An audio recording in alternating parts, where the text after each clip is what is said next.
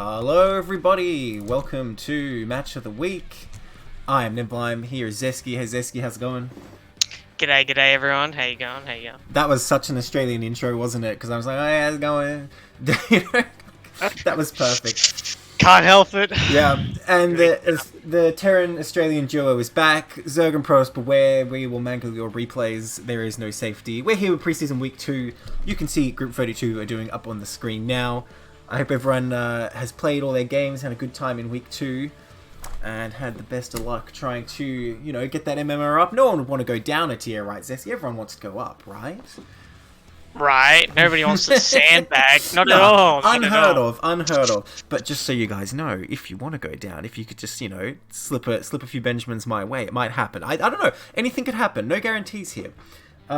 You hear first, folks. We are now accepting bribes. What do you mean now accepting bribes? You know that established 2016 thing it says on CPL? That's like the same year we started taking bribes, okay? It's just because Papa Snipe is missing. We got to take over that corrupt infrastructure. Now the profits flow to us. But anyway, we're here to cast today, not to assign tiers. The team reveal stream will be coming up within a week, I believe, or maybe 2 weeks. Obviously not on Christmas, but keep an eye out for that. You'll find out your tier, you'll find out your teams or your teammates. It's going to be very exciting. But for now, we're still with these preseason games. What do you reckon, Zesky? Should we just get into that first game? I think the people are waiting, Neb. Yeah. I think they're waiting. Alright, let's do it.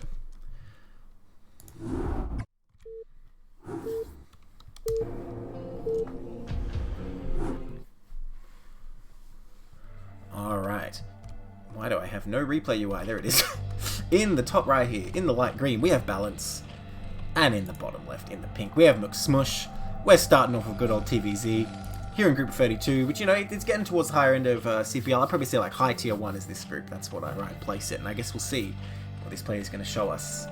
And we will pass judgment on the game. Or at least I will. Zexy's probably getting nice about it. But, you know, I'm going to be picking at every little thing. I'm always nice, Neb. You know me. Well, we got to have good cop, bad cop, you know, so that's exactly. Yeah.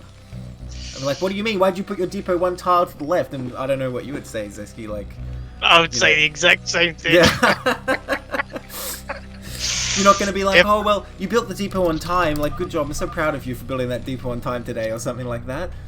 Unfortunately not. I am very picky about my depots, especially I judge my fellow Terrans much more harshly than I judge anyone else. But, you know what? So it's actually a benefit having this double Terran cast then, if it's like a PvZ. You can't be too mean, right?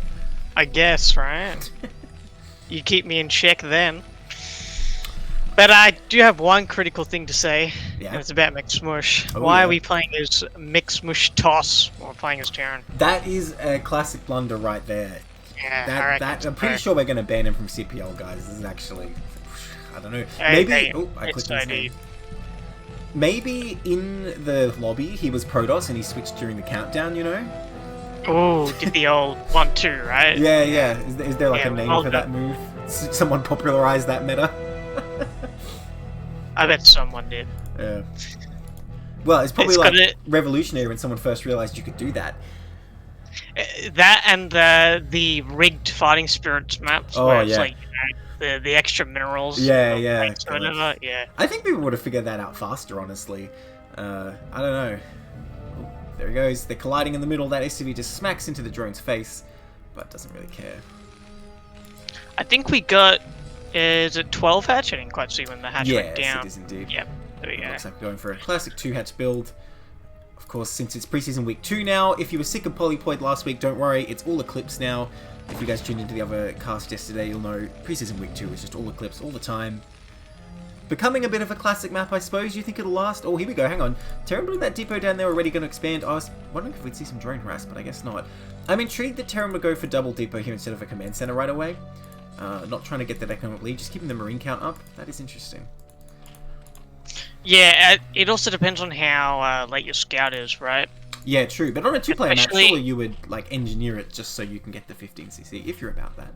Yeah, if you can. But if it does get delayed on the gas, because the rush distance between the two bases is already quite long. Yeah. And I was actually measuring it the other day on Barter, which is... I think a similar rush distance to Eclipse. I think Eclipse might be a little bit shorter. But yeah, you can actually, like, unless you send the scout out like perfectly on 12, you generally won't be able to get your 15 CC down before you have to get down that 15 depot. Okay. Because there's not really any point to go, it would be surprising to see a 9 like... pool on a 2-player map like this, though. But a 4 pool, of course, is actually kind of good because people don't expect that. I've definitely lost a lot of games when people go 4 pool and send their lings around the left side of the map. Yeah, I mean, I just think 4 pool is just bad on Eclipse anyway. Like, by the time your SCV gets to the base and you see like 3 drones, you're like, okay, it's 4 pool. Then you send your Marine over to the mineral line and you're pretty much safe. Yeah. It's really only a 4-player map gimmick. And there's the SCV going down in the mineral line to 2 lings. Not the best start from McSmush. Or a little bit blind. It is a little early, but it could always be worse. At least he saw the layer timing now. Spire is on the way. I was going to say spare, like he's building his the Academy's almost finished, so we're definitely going to be seeing a Stim Rush going here. That is a pretty early Academy, dang, okay. Yeah, that was at least like 340, I reckon. Yeah, he's going to be coming hard. I mean, look, we saw it last week. The cast we did, there was one TVZ in there where Terran just went across the map with Marines and Medics, and, well, Zerg died, and honestly, it feels like there has to be one each week. Are we going to see it again? I don't see any creeps here yet. We might be about to get one. Uh-oh. Not quite, no. Uh-oh. But after these makes come out, he should be going across the map, I reckon. Top versus bottom? No. I would much rather have it red versus blue, but unfortunately not an option. These lings at least would give some scouting. He doesn't want to lose these, though. Uh-oh. Ooh, very nicely done, actually. I mean, this is critical for balance, right? Seeing that these guys are coming. But again, with no creeps up, I don't think there's even time. It is a longer rush distance, like you said, than close positions on a 4-player map like Polypoid, but I don't know if he's going to be able to do it. Oh, the lings. Well, he knows it's coming now, though. And dang, that is definitely knows it's coming. Yeah, Stim Rushes are quite powerful, and he's gonna need to absolutely pump the lings or the sunks out. But it looks like he's only putting down 2 sunkens, and that's not really going to be enough against this many bio. This is 10 Marines. Alright, there's our 3rd sunk going down right now. We'll see if our Terran can bust this or not. I don't think he'll be able to if he makes these Sunkens on time, but it looks like he only just turned that colony into a Sunken, so he might just bust this Neblime. Yeah, these Sunkens I don't think are going to do anything. It's all going to be up to the Mutalists. The Sunken's really just buying time right now, and they're just going to get done instantly. They get a couple shots off, they get a Marine, but where are the Mutalists? They've hatched, but the drone's going down so quickly with all these Marines, and the Mutalists getting hit as they hatch. Only 3 Mutalists up here to try and fight this. What can you even do with that? I think McSmush is just neck snapped this Zerg here. Yeah, I think McSnap is very accurate. Because there is absolutely... You need to get those Sunkens down absolutely on time. Those colonies should already have been morphed. But, unfortunate. Yeah, but it looks like we're... smushed that Zerg? I don't know, does that work? I guess you could say smushed. Nothing mutas in here. This is worse than like when the Marines surround your lurker. They're gonna die so fast. Yeah, they would just die instantly. Speaking of dying, and he can't even dive. Yeah. I mean, what are you going to do with 3 Mutalists? It's just not enough, right? No. And honestly, he's not marking me that well either because the Overlords got sucked over here, but I guess when you only have 2, they can only be so unstacked. Oh, they just disappear like Zerglings! Disappeared. Yeah. Oh, wait, you see it? Yeah, you see that the selected Mutalist get just fully healed? Did it? I didn't notice that, dang. I noticed that. Oh, because it was like the egg health and then the Mutalist health? Dang. I don't know how it worked. Balance is still desperately trying to like deal with this with a few Mutalists, but this is not going to work. I mean, he needs like some defense in the main. GG. Never mind. Wow. Good try from Balance to try and push the MM ball out of his natural, but yeah. McSmush simply just has to sit there and wait him out. There's not really anything else he could do. Yeah. Well, that was really well executed by McSmush. I mean, I said we're up in like high tier 1, and for sure that was like a perfectly executed stim rush, honestly. The only thing I might say is like, you know, you could have stimmed across the map to get there even faster, but it was very deadly, very sharp. And Balance just wasn't expecting it. 340 at CADs, Stim Rush is so deadly on Eclipse. You really need to be like on your A game as Zerg, watching the move out, checking the Marine count constantly, getting the creep colonies down like pretty much beforehand, unless you're going to go for like a massive like Ling counter. Or not Ling counter, I'd say, like Ling defense. Yeah, and that's the trendy thing to do for sure. Yeah. Could go wrong though. If Terran gets the right engage, sometimes even if you have like 20 Zerglings, you can actually just get shredded. So it's a bit tricky for sure. Sunkens, you know, they just sit there and they do their job. Yeah, you have to wait until they actually start attacking like your 1 or 2 sunken colonies before you go in. Well, that's the thing. If he kept those 4 lings alive as well, I mean, obviously his sunkens weren't done in time. But say you only have 1 sunk finished, I mean, 4 lings can make a big difference in that situation for sure. Yeah, I think he would have maybe lost an extra 2 marines. I still think that like 2 of the colonies hadn't morphed yet. Yeah, so yeah. It was a pretty dire situation. Well, that's enough about that game. Let's get straight into the next one. See if we can have maybe a bit of a less one-sided contest. Alright, here in the top right, in the magenta, we have Fridge Raider. And in the bottom left, in the teal, we have Balance. Can he take a game now? He's back. Protoss vs Zerg this time. Like I was saying, the 2 Terrans in the cast. Now we're in our natural element in Protoss vs Zerg, right? Yeah, I just gotta channel my inner Nagna to analyze replay. Well, that reminds me of the game I was playing. I don't know if you were there. I was playing Zerg on this map, and Nagnar at first was trying to like help me out and tell me what to do, but then he just kind of gave up because he was too disgusted with all the things I did wrong. So, I don't know, is it going to be like that? Where's our inner chill from Maxa? Well, we're also going to channel our inner chill for Refrigerator as well. We're gonna channel all the Aussies, man. The A rank kinetic as well. Eventually, we're Swami in the chat. I'm seeing a Swarm earlier. Into one person, you know? Yeah. I don't know what the name would be, but they'll have all the characteristics. Of just Aussie brutal, you know? Yeah, yeah. So it looks like we're doing a Pylon Scout from Refrigerator. Probably going to be a Forge follow-up. I know Refrigerator really likes his Forge FEs. Yeah. And it does make sense if he is going to do a Balance Scout as well. So we're going to go check, and it looks like Balance is doing an overpull. So shouldn't be seeing any cannon rushes today, Neblime. Oh, I'm so sad. I mean, shouldn't, but that doesn't mean we won't. I mean, you saw that other game. There's always a way. There's always a way. Just start building in there, man. What could go wrong? Unfortunately, if he does, there's just a very, very high chance those lings are going to pop out and absolutely shred the cannons. Not to mention, Balance doesn't have to necessarily build the hatch. He didn't even try. He just goes straight to the 3rd. Wow. Yeah, it wasn't even like... The probe wasn't even down the ramp. He just gave up. Well, he didn't quite have the money, right? He actually sent it ahead of time. Oh, I guess this is the idea. He shows up with drones at both locations when he has 300 minerals, and just, if he can take the net, he does. But there it goes. I mean, yeah, you don't...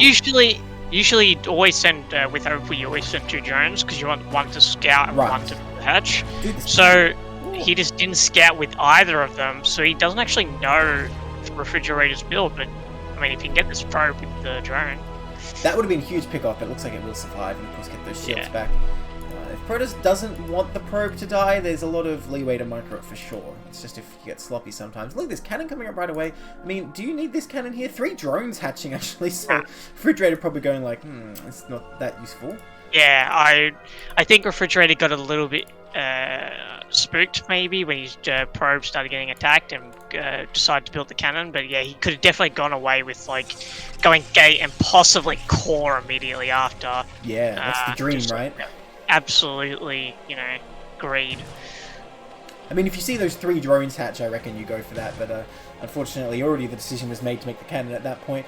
3rd hatch is coming down across the natural here. So everything's sort of balancing out. Oh, I guess his name's balanced. Oh, I missed it, but a drone scout tried to get in there. That was a bit of a brave decision. Oh, the probe went down as well. Yeah, losing the drone hurts quite a bit, actually. Losing the probe hurts too, though. It's a bit early to have no info on Zerg. Yeah.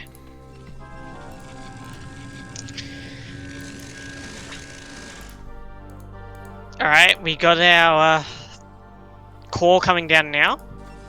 We get to see if it's going to be like a Citadel or a Stargate pretty shortly here. I mean, is there any preference on this map for one or the other? I would have thought, you know, it's pretty large and wide open, yeah, so... I'm just a very, very big fan of Stargate in general. I think it's just the easier way to play. I think if you go Citadel, you're kind of hoping for some shenanigans to happen. Yeah, I suppose you're right. You'd really just want to be like, surprise. By the way, Refrigerator, I think very smartly setting a second probe out here, seeing if any Hydras are coming across the map. Well, looks like they will be sooner or later. Hydra Den on the way in the Zerg main here. Will he find it? This probe already being harassed by these lings. Ooh. Nothing going on here, just a perfectly normal Zerg 3rd, nothing to see. He sees the third, and he sees it's 5 drones, so he knows there's probably not going to be a 3-hatch Hydra. He's probably going to be seeing some additional hatcheries being thrown down here, unless Balance has not got any drones in his natural. I forgot. Oh, he does pick that off though. Does pick that off. He made the third first. I forgot about that for yes, that's the tricky thing. This is really his natural. Yeah, so... Ooh. But we should be able to see this with the follow-up. I don't think Refrigerator knows. He's getting +1 air weapons. You wouldn't be doing that if it's 3-hatch Hydra, right? Although second cannon is coming up, but that might be more just because he didn't manage to scout the main at all than he really thinks it's Hydra, just as a safety measure, but it will be important. I think this is just the natural state of the build order to drop a second cannon, because usually you drop the second cannon and then send the Zealots out. But he actually went air weapons before +1 ground weapons, so that's an interesting decision. Considering he still doesn't have the Corsair out. Yeah, there we go. Just started the Corsair now, so that Corsair's going to be a little bit late. But, well, assuming you can survive the 3-hatch Hydra, does it sort of pay off if you get a group of like 6 Corsairs flying around and +1 just bullying Overlords, or is it just never going to be worth it in this situation? Well, if you get into that situation, you could just, like, you know, you lose all your Overlords out on a map like the one there, but you just stack all your Overlords here, or if you're going all in, you stack all your Overlords at the Protoss base, so you can just, like, defend the Overlords anyway. It doesn't really matter at the Corsairs. You just want to stop making Corsairs in general and just start pumping Templar out as fast as possible, because that's what's really going to get you into the next phase of the game. And this is what makes the 3-hatch Hydra so deadly. And we see the Hydra coming out now, going across the map with speed finish and range starting now. He sees it all and he drops down a cannon. 2 cannons going down. Love to see a 5th cannon, but maybe we're feeling a tad confident. I mean, I'm not confident because the problem is his cannons are pressed right up against the wall here. Once range is done, they will be easy pickoffs, so he definitely needs more, I think, as long as Zerg is committing to this. Now, losing this Overlord is a bit unfortunate for Zerg. He probably could have saved that, and that's going to sort of stymie the Hydra production for a minute here. There we go, there's another cannon. And honestly, I still want to see one more, but we'll see. Not that many Hydras here yet. Not microing them either, he's taking a lot of damage from these Zealots. I don't know if that was the move there. I think you still want to pull them back and take the shots, rather than taking some free damage there. And he sacrifices all the things. You actually do want to do the dance, but the dance, yes. But it looks like he was confident that Fridge would just want to run away. And it looks like he's going to bust down this wall, so this is where you need to start dropping cannons left, right, and center. Well, that probe, he bought another 0.1 seconds. If Refrigerator barely holds this, it's because of that probe. But man, this looks really weak right now. Now, Zerg has actually taken the foot off the gas and started the lair. I feel like if they kept rallying like hardcore and doing nothing else but Hydras, it would be a lot more deadly. But hang on, another Overlord might fall here. Oh, the Hydra underneath, the surprise. I didn't even see that. I think he's still going to go for it, though. And this is going to be annoying for Zerg. He's trying to put the pressure on here. Yeah, and as soon as Refrigerator's finished killing this Overlord, oh no, he didn't go. I was going to say you might go into the main and see the lair, but he doesn't even see the extra hatch going down. Oh no, he's really blindsided as to whether this is going to be all in or not. I think Refrigerator, one way or another, has figured out that Zerg is not continuing with I think he sees the Hydra now, not going across the map. Oh, another one. Getting so many Overlord picks. That's 3 Overlords so far. This is pretty great for an investment of just 2 Corsairs, plus the intel he had of the Hydras coming across the map. Spreading out a bit now. I guess he's trying to send the engine on for safety. Absolutely scaling on the Zerg side of the map. 3 hatches going down, 2 evolution chambers, and droning up behind this. We are not afraid right now. We probably shouldn't need to either. We got 3 Templar only coming out now with Storm. Oh, that's an early robo. I think we're going to see either some DT drops or presumably Storm drops because they've already got a bunch of Templars. Now, I think that must be a misclick because Overlord drop is coming down. I think he wants Overlord speed. But I really think Protoss is planning to harass you with this robo so early, surely. I think that robo is going to be Observatory because generally... This early? 8 minutes Yeah, 20. Generally PvZ, if it's a Hydra opener like this and they go into lair, the idea is like they're going to go into Fast Lurker, right? Like they're going to do... Like, they've already got the 2 other upgrades, they can very quickly go into a lurker. That makes sense, I suppose. They're going to need the Observatory. You roughly add, like, 2 or 3 gates and then go for the Observatory. These Hydra getting cleaned up. Overlord, no! He didn't have to die. Oh. They trade some Zealots out for that Overlord and a couple of Hydra. Well, probably not already killed a couple, it might be worth it, because you got a few Hydras, like you say. Guess you're right about the Robo Observatory already coming down here as well. Zerg just kind of trying to sit back here and drone up on these 4 bases. But Protoss, he's going to have a pretty strong attack here, going up to the 8 gateways. And you know, I think this style to play is a lot stronger, at least on these modern maps, powering on 2 base. And Protoss' mission will be to shut down this 4th, really, and at the moment it looks very doable. We'll see what Zerg's plan is here. Lurker Aspect hasn't started that I saw, unless it's already finished, but I don't think so. No, I don't think he started it yet either, which would be interesting, because usually you'd want, like, getting Lurkers out right now would be, like, one of your top priorities to really hold this massive push the refrigerator's coming to come out with. And he's also got, like, a lot... Sorry? That's a very cheeky Hydra, just like, you can't... Oh, yeah. You're Zealots, I'm just gonna run away. Yeah. It's actually quite a good play here, just to have a little bit of scouting info, right? And if the Protoss is moving out, you get alerted, even if you didn't look at the map. Yeah, I was about to comment on that. I was about to say that, like, he's got a lot of units, like, that aren't Overlords, like, scouting to really see when his Protoss movement's going to come out. So he can start pumping Hydra, because right now he's still droning, like a mad... Oh. Yeah. Oh, I'm kind of worried for this Zerg, though. I mean, he's sort of overbalanced here. I see some Hydras coming out here. The upgrades are pumping. Lurker Aspect is finally on the way, but it's very late. I mean, Protoss not concerned with the observers already out. This push is looking very scary here. I think it's really, like, the onus is on Zerg to pull something off here, because I don't see how he's going to defend the 4th. Now, if Protoss tries to attack a fortified location like the 3rd or the natural, all bets are off, but if he's smart and just goes straight for the 4th, it's looking very tough for balance. I think the main is open right now, though. There's no sunks in the main. We don't have Lurk Aspect yet. It does have this Sim City, though, which would be... It is a good Sim City, but you're forgetting something. It's called Psystorm, and absolutely... I don't believe in that, like, everything. EMF psionics bullshit, alright, man. It's not real. So, I'm sure Zerg will be fine.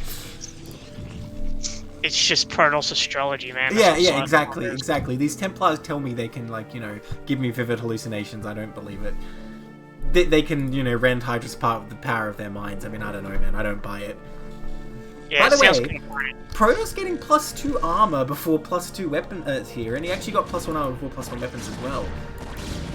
It's an interesting choice. I'm not sure the decision-making behind that. I mean, against pure Hydralisk armor is better, right? But of course Zerg is going to be doing other things as the game goes on.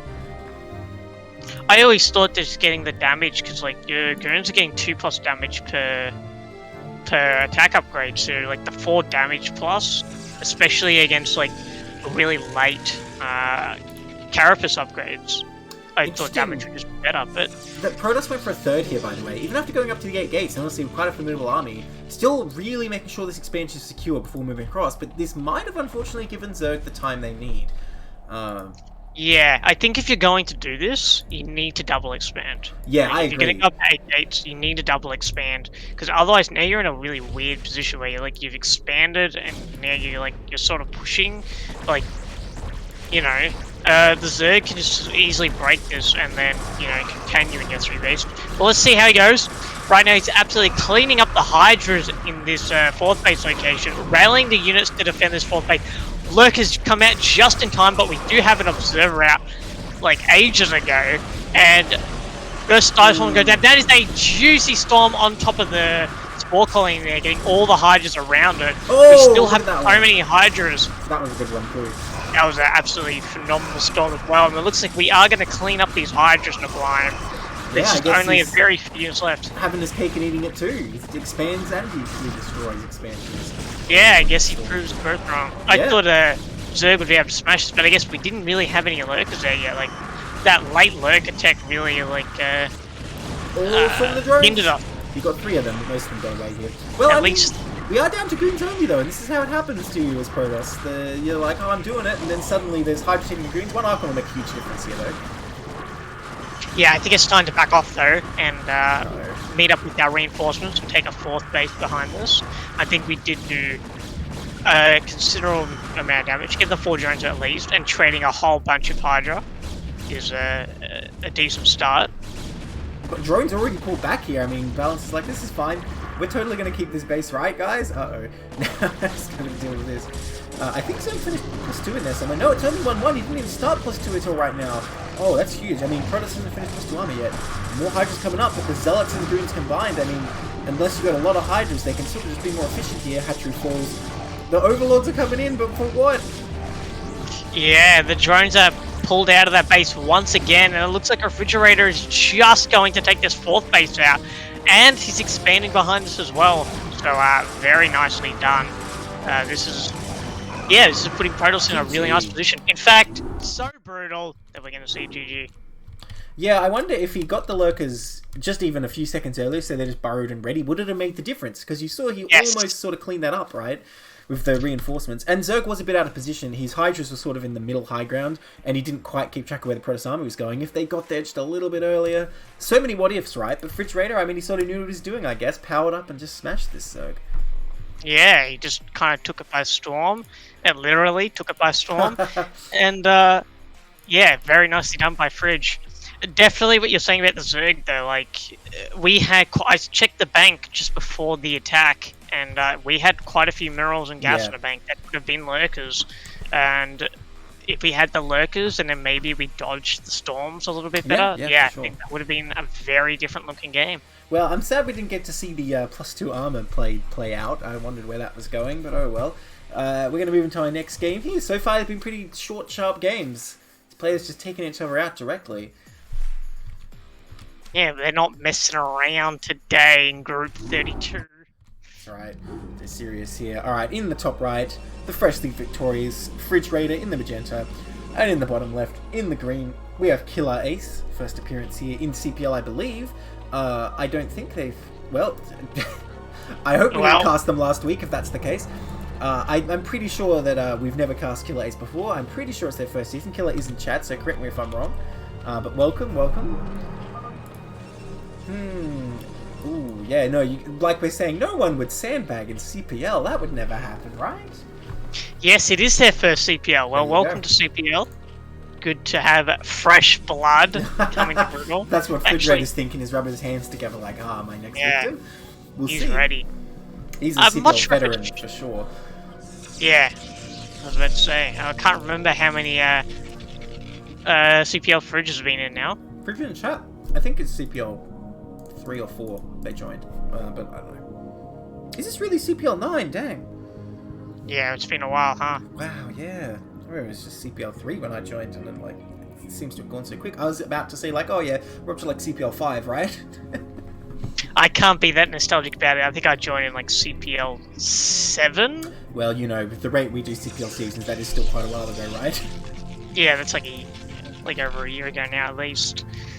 Right, more overpulls coming up, more forges coming up. I guess we'll get to see what you're saying play out, how he loves those forge plays.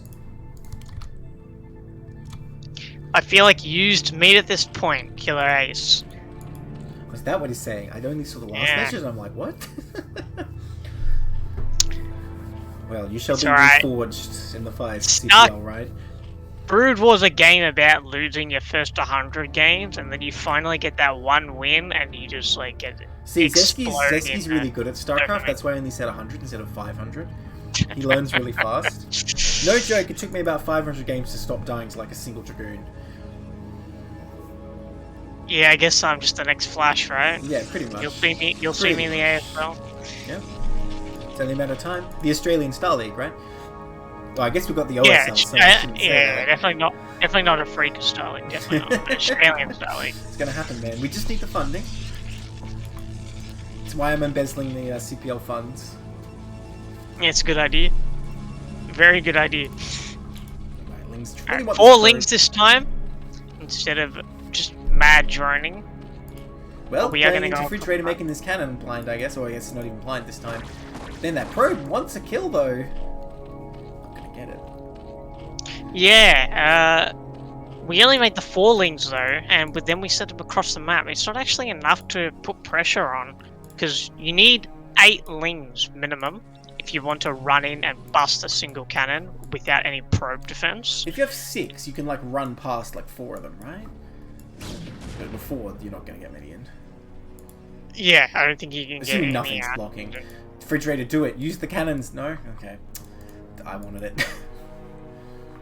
I think it's a bit risky to do. Oh, it's never a good idea. I just want to see it, you know? I want to see nukes. They're not really very good. You want people to, you want people to, like, go nukes and, like, cannon rush and stuff, even though, like, it will immediately get shut down. I know you know why. Look, Nada tried nukes one time in ASL, that means it must be a legit strat, okay? Yeah, definitely not because it's Nada. And you lost. It would have been so good, though. Alright, look, I had my goals for each season right. I wanted Cannon Rushes one season, Nukes another one. I wanted Mind Control, and we technically got it, I think. Oh, actually, did we get Mind Control last season? I can't remember. I didn't. At least I didn't see it. It's out of living memory, so that's the goal for this season. Mind Control, everyone switched to Protoss now. Yeah, I want to see it. We'll have to write up a list, all of the Blime's demands for every season. Yeah, there's a long list. Our fourth hatch coming down here. Looks like we're going for that many hatch before layer type play, which is quite interesting. I kind of like playing this way more than the 3 hatch Hydra, because a lot of things can go wrong if you don't get your defenses up after a sort of failed 3 hatch Hydra rush. Yeah, it could be a tad greedy, this 5 hatch Hydra build. That's probably why I like it. But it looks like we actually did get gassed though right now, so it looks like we're only going up to 4 hatch before getting into a den. Drone finished off the probe there, which is a nice little move. It's getting that snipe. Sending our links back across the map to check the Zealot count, which is actually really important. You actually want to constantly keep checking the Zealot count here to make sure you're keeping up with the production of what the Protoss is doing. Because if they suddenly just like walk out across the map with like 8 Zealots and you're not really ready, that could be quite devastating. Man, those links in there just in time! My god! Yeah, god, that was so nice. That was so clean. This final destination for that probe. He never had a chance, man. Yeah, he really didn't. Alright, we're starting +1 weapons before +1 air this time. So maybe last game we just we thought it didn't make, is the term, I believe. Yeah, maybe so, maybe so. Oh, you know, maybe he's just adapting the strategy based on the fact it's not a 3-out charger, although because he didn't really know that last time. 4 Zealots versus 3 Lings, I think the Zealots win that. Well, generally you always want to get +1 weapons because of, you know, even if it's 3-out charger, you want to get that as fast as possible so you get the +1 Zealots. Like I said, I thought Zealots versus pure Hydra armor was actually better, but I mean, I could be wrong. I'm no Zerg player for sure. Because obviously +1, its best application is Zealots versus Zerglings. I'm sure someone in the chat will tell us. Yes, like, please. We're Terran players, but like, we don't know these things. Dude, he's not even scouting the main. I mean, I guess he sees that hatchery at the natural, he probably knows everything. So he's just going straight for these overlords here. Yeah, I mean, it's a good play. It's like, not like you need to check the tech if you know it's going to be Hydra from just that hatchery there. I mean, because I think if it was 3 hatch Spire, the hatcheries would just be placing down now, so... Right. And yeah, you can see it's finished for sure. And in fact, you can even see this creep spread and see how long it's been there for. Oh, is he really going to go for this? Come on, get it. Oh, is it worth it? We're doing so much damage on that Corsair. Nice, but... he gets out. 2 kills, that's very good for just 1 Corsair. Oh, and he's going to get a 3rd one here too. Both games, Refrigerated got a lot done with a little, with just a couple Corsairs. These Lings trying to pretend it's like a Mutaverse Mutified, they're going to absorb the bounces, not today. Fortunately not, you're going to have to watch your Overlord fall out of the sky and land on top of you like a giant balloon. Well, that's why Zerg obviously engineered them to pop, so they don't fall down and cause any issues, I guess. True. Either that, or they're just such a high-pressure blood balloon, they're just waiting to pop at any moment, I don't know. I felt like we've had this conversation many times. Probably. Like, not on stream, but like we've had this conversation many times. The physics of Overlord. Oh, he does lose one. We do lose one, but we're going to lose our 4th Overlord as well. That's like 1 Corsair for 4 Overlords. That's a pretty good trade. I mean, he's sort of overcommitting now, though. If he loses another one, it's very much not worth it. Okay, it doesn't commit, and there's another Overlord they're picking here. No Hydras in the main here. Spire is coming up here. I don't expect there'll be any sort of meter switch, because I don't see a big gas bank. Oh, he's going to get it. That high Corsair's pretty low. Get out of there. Oh, the sandwich. He makes it out. I can't believe it. It could be a meter switch. He did grab the 3rd gas now, but yeah, just making it out of there. I mean, yeah, he would only be able to make a couple right now, so maybe building them up over time. I mean, of course, Skirt's very handy against these Corsair. Interesting, the Refrigerator doesn't send them home, he just puts them out like this. They'd be very easy to snipe if Zerg is sort of controlling it, if Hydra just runs under them. Yeah, very interesting decision. 8 gates once again. Now, the thing is, Zerg, taking a bit of economic damage with those overlords, but no zealots ran in or anything, no drones have been killed, so his drone count is still very good here. He has a lot of potential to build a big army here. Protoss not going to be weak either, though, with these 8 gates once again. There's going to be some kind of large clash here, and unlike the other game, we don't have a super fast 4th coming up, so Protoss doesn't necessarily have an easy location to attack yet. Ooh. Is that going to be just for protecting overlords, or is that going to be for Mutalists? +1 air carapace coming up. I mean, I see no other reason other than to switch into mutas, like, especially with... protect the overlords, right? Just that little bit. Yeah, but not really, right, at the same time? I mean, it makes a difference, I think. Well, he's making a... Yeah, I mean, it's an upgrade, like, for sure it makes a difference, but, like, I feel like it's primarily for the mutas, and that's what we're going to see right now. 3 mutas being morphed right now. It's definitely to be aggressive, definitely not for the overlords. I think if you're going to grab characters for the overlords, that's honestly, like, big brain move, Like, well, look, I've never seen a pro game where that happened, but I swear people have mentioned it being a thing, so I don't know. I don't know. I think it's a waste, but maybe they're just, He's pretty expensive. 5D, chess player sort of deal. Yeah, well, I guess in this case, because he's not even making any additional Corsairs. In fact, those Corsairs are so low on HP, even if you don't make any Scourge, which he is even making Scourge, Mutas get taken out pretty quick too. Zealot army coming across. Once again, Killer Ace this time, sorry. With random units strewn about, he's going to spot this, going to know which angle the attack's coming from, and this third looks extremely fortified. If I was a Zealot, I'd be very afraid of going in now. Yeah, no, there's no chance. No chance the Zealots can do damage in that. We have got our 4 Templar, and we're switching into goons now. +1 weapons is done. We're getting our +1 armor and +2 weapons from Protoss. Uh-oh. Protoss out of position here, the Natural's wide open, but little does he know there are Mutalists around. If those Corsairs get taken out quickly, the Zealots will be vulnerable. What's that Corsair count at? Just the 2. Unless he just made the more. 2. Yeah, no, he stopped there. I mean, he made 3, but he lost 1. Oh, the Mutalist being revealed, though. Bit of a mistake there, I think. I mean, nonetheless, he could just try and take this fight right now. It looks like he will, and those Corsairs can't do anything low as they are. Even without the Scourge there, they would have to run. So this is going to force the Protoss back, which is quite nice for Zerg right now, with Protoss having no third base. Oh, nice moving shot. He's going to get both the Corsairs, it looks like. Oh, really well done there. Yeah, that's not good. Having no Corsairs on the map. Well, Protoss is like, okay, if the Mutalists are over there, they ain't over here. And there's a few, but I mean, the Zealots can do a lot of damage before the Mutalists clear them up, potentially. Yeah, this is actually a really good play with the Zealots. You should say back off home, go home, because like the mutas should be coming back, but the mutas are actually diving into the natural at the same time, getting quite a lot of probe. We've got a bit of like a worker race going on. Who's gonna get the most workers, Zealots or mutas? And it looks like the mutas did get stormed, but yeah, they're chasing those probes right into the main. Well, now you can't storm them in this spot, right? Don't do it. Don't do it. Don't do it. Don't do it. Don't do it. My God, he stormed them! No! No! Oh my god! How many did he just kill? How many did he just kill? I don't think it tracks. It doesn't. It doesn't. Friendly kills. Oh my god! He just killed like 30 probes. And then he storms the Templar as well and lost one. Please, someone clip that. You gotta clip that. Oh my god. 5 probes remaining, and that was mostly due to Templar. Oh no. That was brutal. This one Zealot, by the way, he's biding his time. He's no hothead. He's gonna wait. He's not giving his life for ire. He's just calculating. Alright, Refrigerator has to make the desperate, like, last charge now. I think that's the only chance, right? Like, yeah. You've lost so much. You have to do just absolutely insane amounts of damage. Well, he has to knock out his main, I think. I think that's the only way he wins here. Yeah, I think at least inflicting a massive amount of drone damage is at least what you want to do here. Like, you need at least, like, 30 drone kills. He does have enough goons, but he doesn't really care about the Mutalists here. Although this Templar getting picked off is pretty huge. Nice Storm is taking out those Mutalists, but I guess they've sort of done their job. But then again, what else does Zerg even have to defend? Where is the Zerg supply? There's some units down here, some units up there. Is Zerg just going to give up the main and say, okay, well, you've got no probes, I can rebuild? It might even work here, but the problem is if the lair dies, it takes a long time to get that back. So if he wants to spire for the future, he's going to put that one down.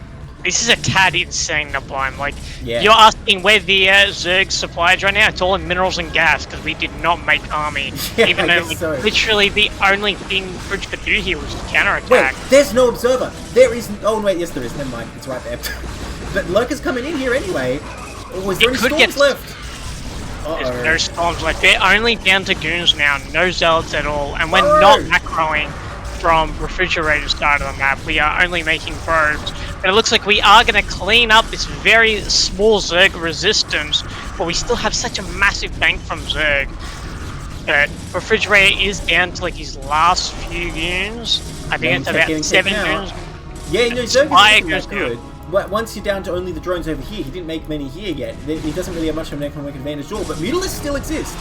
I mean, they're pretty good against goons, but there's enough goons there. The Hydras can snipe them and clean up the zealots. Oh, but all the Mutalisks fall. He targeted the goon there. That was very smart decision making. Yeah. Getting rid of the goons is pretty important. The lair. When you get the lair, I think targeting the lair down is very important right here. You can't get it though. There's too many Hydras. Surely they'll clean this up. Looks like somehow Killer Ace pulls some Hydras out of nowhere, and he's gonna stay alive, in quotation marks? He's alive. Yeah. He at least keeps the den and the lair, so that's pretty important right now. That Look at his bank though, you know what? Since they're on similar work accounts, Zerg just kind of has more money already though. I mean, he should have spent it, but the Zerg counterattack here should just be devastating, unless we can get some absolutely clutch money storms. Well, he does have the cannon, so he could just hide, but the problem is then he's in a lurker contained situation where he has no probes. Well, almost no probes. I mean, what's he going to do from there? I would actually be stepping on the gas production right now from Fridge, like the second gas as well, and just pumping out Templar. But let's see how he does it. He might, maybe one Templar's enough. One Templar in a dream. Well, maybe not that kind of Templar. He has other plans, you see. I'm not actually sure about this, though. He got the Overlords out, but we'll see. Yeah, Killer Ace has been very diligent here with the overall positioning so far. I mean, the natural and main has sort of been battered, so you can sneak a couple DTs in there. Maybe you can snipe the tech, but then if you do that, but nothing else, you're still in this lurker-contained situation, which is going to be very tough to break out. I mean, you don't need the lair to make lurkers, as long as you've finished with lurker aspect. Ooh, Observer goes down. You don't want that either when you're in a low economy situation. Normally you got, you know, enough gas at 75 doesn't seem like that much, but we've only got 25 workers at this point in the game. It does seem like kind of a pain. Zerg spent quite a considerable amount of their bank now as well, so that bank just immediately equating into this contain right here.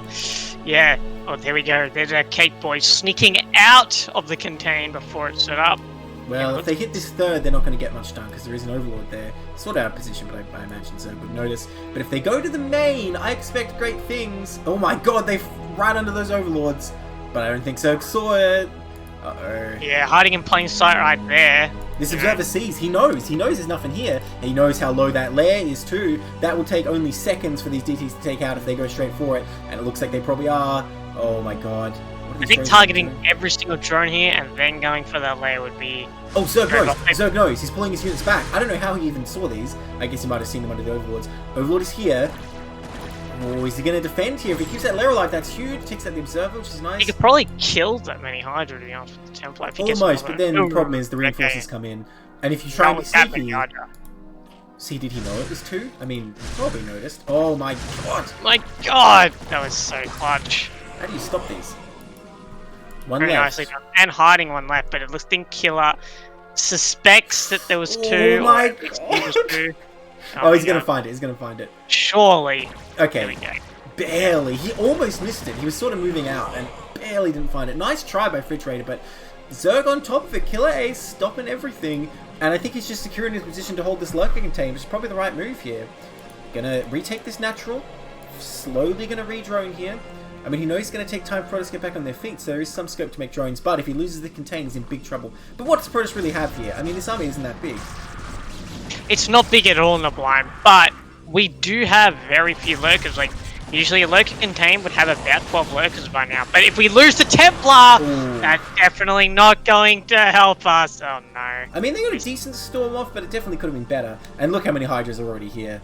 Yeah, we got a lot of Hydra. Having a good time. Could Protoss kind of just walk down here? Could that happen? Yes, it's definitely happened before, and Zergs always feel very silly when it does. Well, I mean, yeah, what if he does that and just goes straight to the third? Or actually, the main is probably still the better target. Hang on, Hydra's stepping in here, and there's no storms to stop him.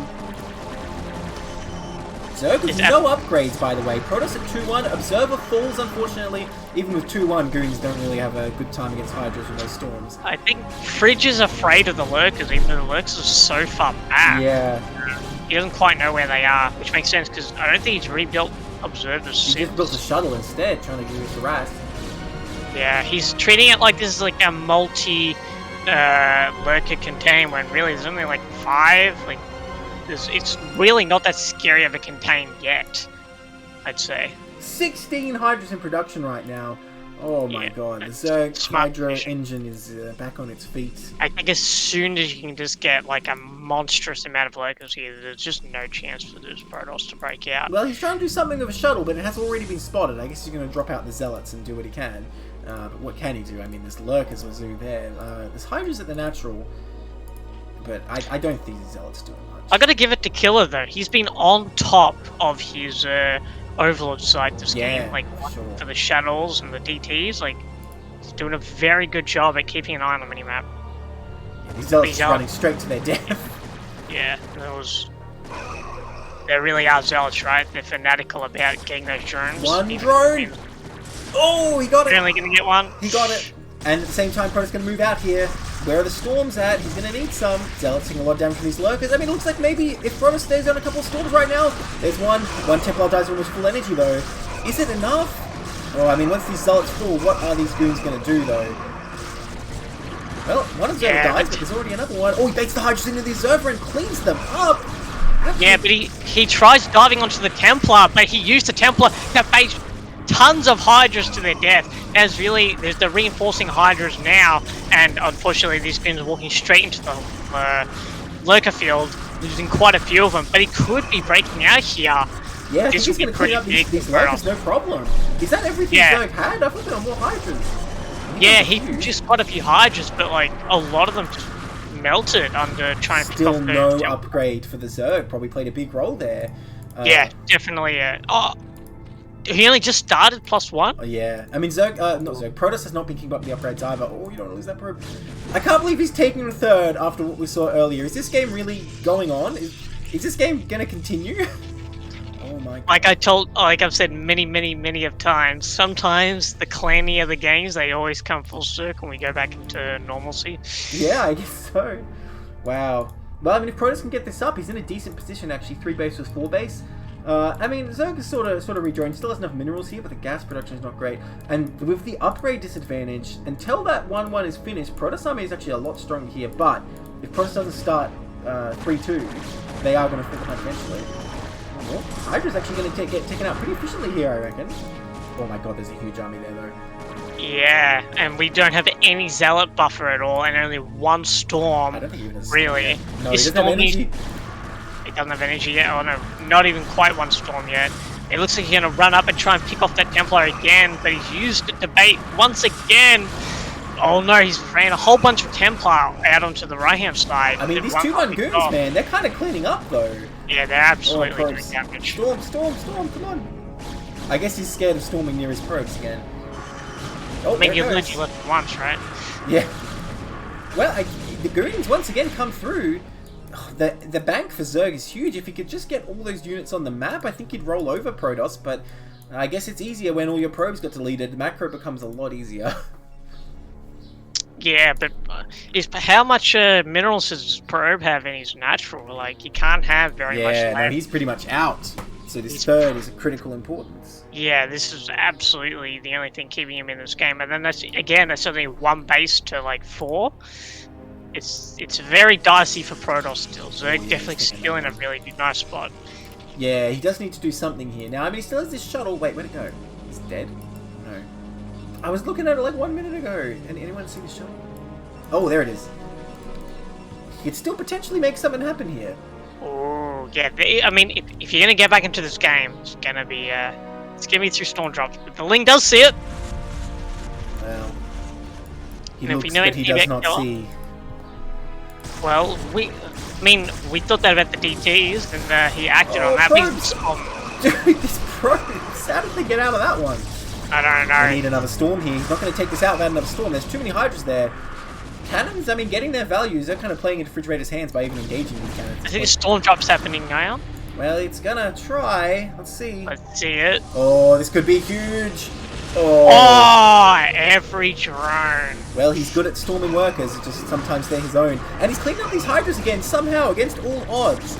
These goons, one goon has 8 kills here. 1-1 did finish for the Zerg, so not quite as much of a deficit, but my god, that's huge drone damage there. He needs to keep this shuttle moving though and go hit another location. Here he goes.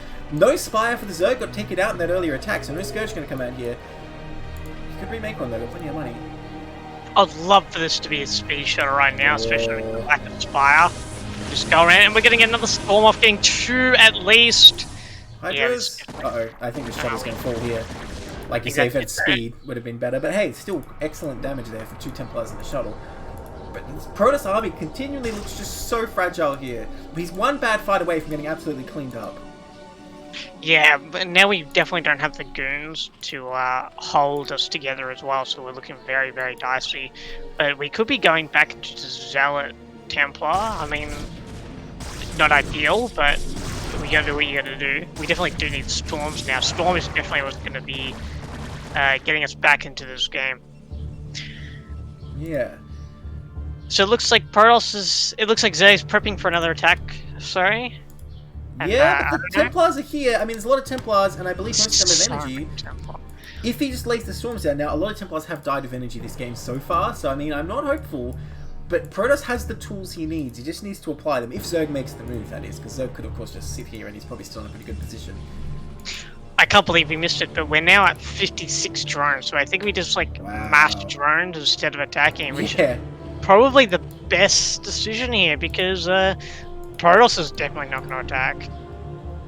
Well, with one Zealot he might attack. Yeah, but we matched it. Yeah. If those Lings didn't pop at that exact moment, he could have done some good damage there, but alas. Cast a curse. Yeah. Well, he's thinking about it. Refrigerator's thinking about it. Again, if he has good storms, you can plow through these pure Hydra armies, but you do need good storms. It's very dicey. Oh, no, we're losing the... Well, there's no lurkers here, though, so, I mean, it's not the biggest deal. By the way, Zerg remade the Spire. The Mutalisks are out. There's still a good deal of goons, but if you can snipe the Templars, that's going to be huge here. I'm not sure what Protoss is waiting for here, because time is not on his side. If he's not taking a 4th, he has to do something. Looks like he might try and move to the left side. Oh, I don't even know. I think he is trying to take a 4th, yeah. It's too late, though. I feel like that would have been the move a few minutes ago. Not that it might have even worked, but now... I don't know, even if he gets that 4th up, I feel like Zerg's going to be 2 ahead. He needs to take a 4th. I think the play would be to take a 4th and do some storm drops at the same time. Maybe. There's no way you'll be able to actually puncture through. But seeing Fridge's shuttle play, you can definitely get the damage done. Ooh, baiting some storms there, actually. It's a pretty good move by Zerg, because he didn't really lose that much. Then again, there's a lot of energy, so I guess Protoss isn't really losing that much either. Here come the Mutalisks, though. Quite a few of them. This is where it's gonna play out. Oh no, that new base! No! Oh, unfortunate. Cancelled. Wow, we're not... Oh, he got it just in time. Just in time. Yeah, these Mutalisks... Oh, can we get the... Not again. Not again, please. We've done it once. Don't do it again. Okay, just storm the meters. Oh. Don't do it. Don't do it. Okay, I think he's learned. Oh, I don't know. Oh, these meters are actually... He's got to do something. You can't just stand here and watch them kill everything. Oh, no, he did it again! Oh. You don't know, listen. Hey, I think we need to get the Archon in here, or at least drill the drone. I mean, the damage is already done. What can he do? Another Templar gonna fall here, probably. Oh, nice storm though. I guess they do it cleaned up, but that was a lot of damage still. Yeah. Refrigerator, man, don't be a probe under his command. It's not gonna be a good time. Yeah. Back down to 19 probes. Those probes do not have a great life expectancy in the refrigerator economy. I mean, it kind of makes sense because they are just robots, right? They're expendable, not like the noble Protoss beings over here. Yeah, I guess if you're going to throw anything away, it would be the robots. Yeah. But, still, those robots are valuable to producing honorable Templar. Yeah, I suppose so. Now he's going to rebuild these cannons. This 4th isn't going down. I think, like, the Zerg's just going to consolidate their forces. Maybe wait for Carapace to finish, because that'll be +2 Carapace, right, I think? Yeah, and Protoss didn't really keep up. Got +2 armor, but not +3 attack.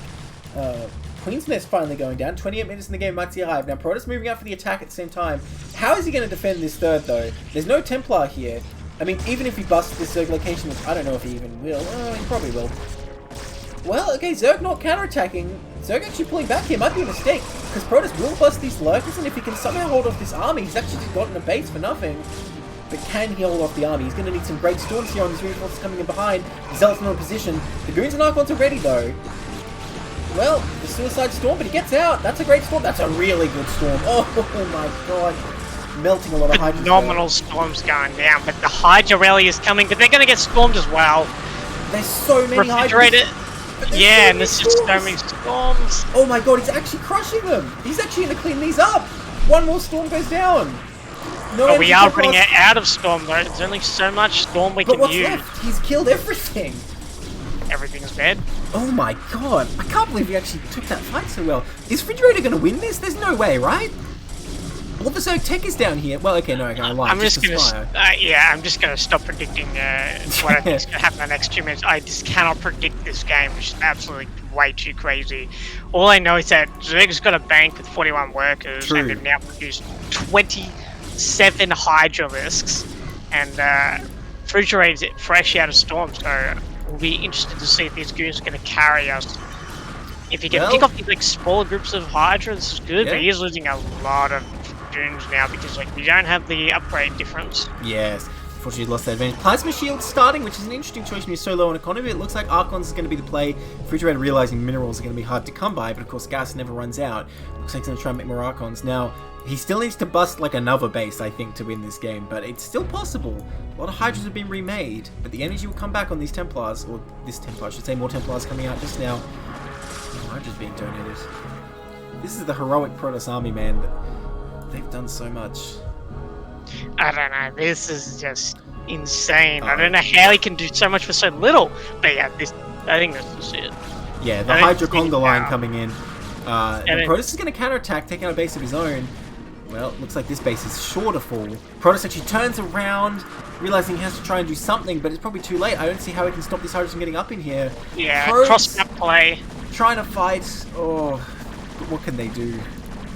Every probe's going to go down faster than them getting Psy-stormed. Yeah, that's right. Killer Ace actually killing probes even faster than Refrigerator himself. Really nice play from Killer Ace. So going for like the cross-map play as Refrigerator, trying to go for another base. Like just absolutely controlling the space around the map. Taking down the Nexus, and yeah, 5 probes, long distance mining. I think that's it. I think Refrigerator is now... Well, hang on, he's still got his last stand. He's still charging with this army, alright? He wants them to go down fighting, like honorable warriors. Here he comes. I think it's any time to fight like an honorable warrior. It's now. Here we go. Okay, there's a bunch of Hydras pulling back those murderers from the third base. Can he get his revenge on them? There's a lot of storms available, and this angle is actually really bad for the Hydras. If the storms go down, well, there's one storm, but nice, he pulls out of it. Well, somewhat. Killer Ace just biding his time, knows that there's no mining for Protoss. And this is actually a pretty good surround for Killer Ace, but it looks like the Sky Storm's going down. There was a bit of a dodge storm there, but he storms the Lurker as well. Just not many Hydra left now. The Goons just clean it up. GG. He realizes even though he breaks through here, there's just more Hydras coming. Killer Ace takes it. What a wild game. That was crazy. My god, that was absolutely insane. Best game of CPL 9 yet, for sure. For sure. I think so, yeah, that was so back and forth. Very nice job, Refrigerator. I think I saw you in the chat earlier. Not sure if you're still here. Please tell me someone clipped both the incidents. The first one was absolutely brutal. That was crazy. Hopefully someone did. If not, surely. Please don't. Please if no one does it by the end of this cast, I'll do it. They clipped and posted as data. Nice. Sorry, Fridge. Nice. But we need to report all workplace accidents immediately to our closest supervisor. So there's no HNS in Refrigerator's Protoss army, man. They do not have any safety standards. You did some really good fighting there, though, For Fridge. sure. I was very impressed. The fact Refrigerator almost won that is actually insane after you know what happened. There was some great fights with the army there. And even at the end, like, he actually won that fight with the army. It's just there was going to be so much behind it. It was just, the rallies were just going to be insane. Heroic game. We're going to jump into the next one now. See if we can match that performance. I'd be surprised.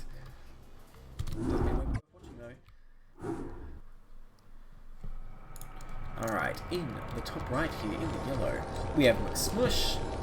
And in the bottom left, in the magenta, it's Refrigerator again. Win one, lose one. Now it's Terran. What's it gonna be? What's it gonna be? You know, when I play this map on ladder against Protoss and they don't gas steal, I start getting very suspicious. Really? Yeah, because I'm like, what are you doing? Why didn't you gas steal? Because, like, 99% of the time they do.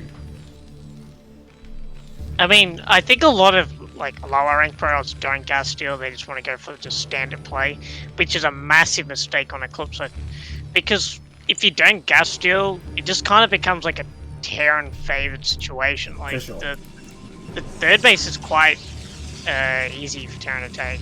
Oh, I disagree. I think that's the one obstacle for Terran on this base. The third base, I think, is quite hard. Yeah, because it's fairly far from the natural, and there's just enough area you can't build turrets to make it a bit hairy. That I think that's the best time for pros to try and do something. But for sure, if Terran gets that up, the map becomes really hard for pros. For me, whenever I play at least, I can't speak for every other Terran, but unless the Protoss goes for like a very specific Reaver gate, like bus, like third base bus, like I get that third base up pretty easily, and then like the rest of the map's kind of mine. Maybe I'm just not playing good enough Protoss. Well, like I say, I think once you get that base for sure, the rest of the map's easy, but every game I play against Protoss on ladder on this map, no matter what Protoss is doing, they always try and attack when I take my third, and, you know, more than 50% of the time I die.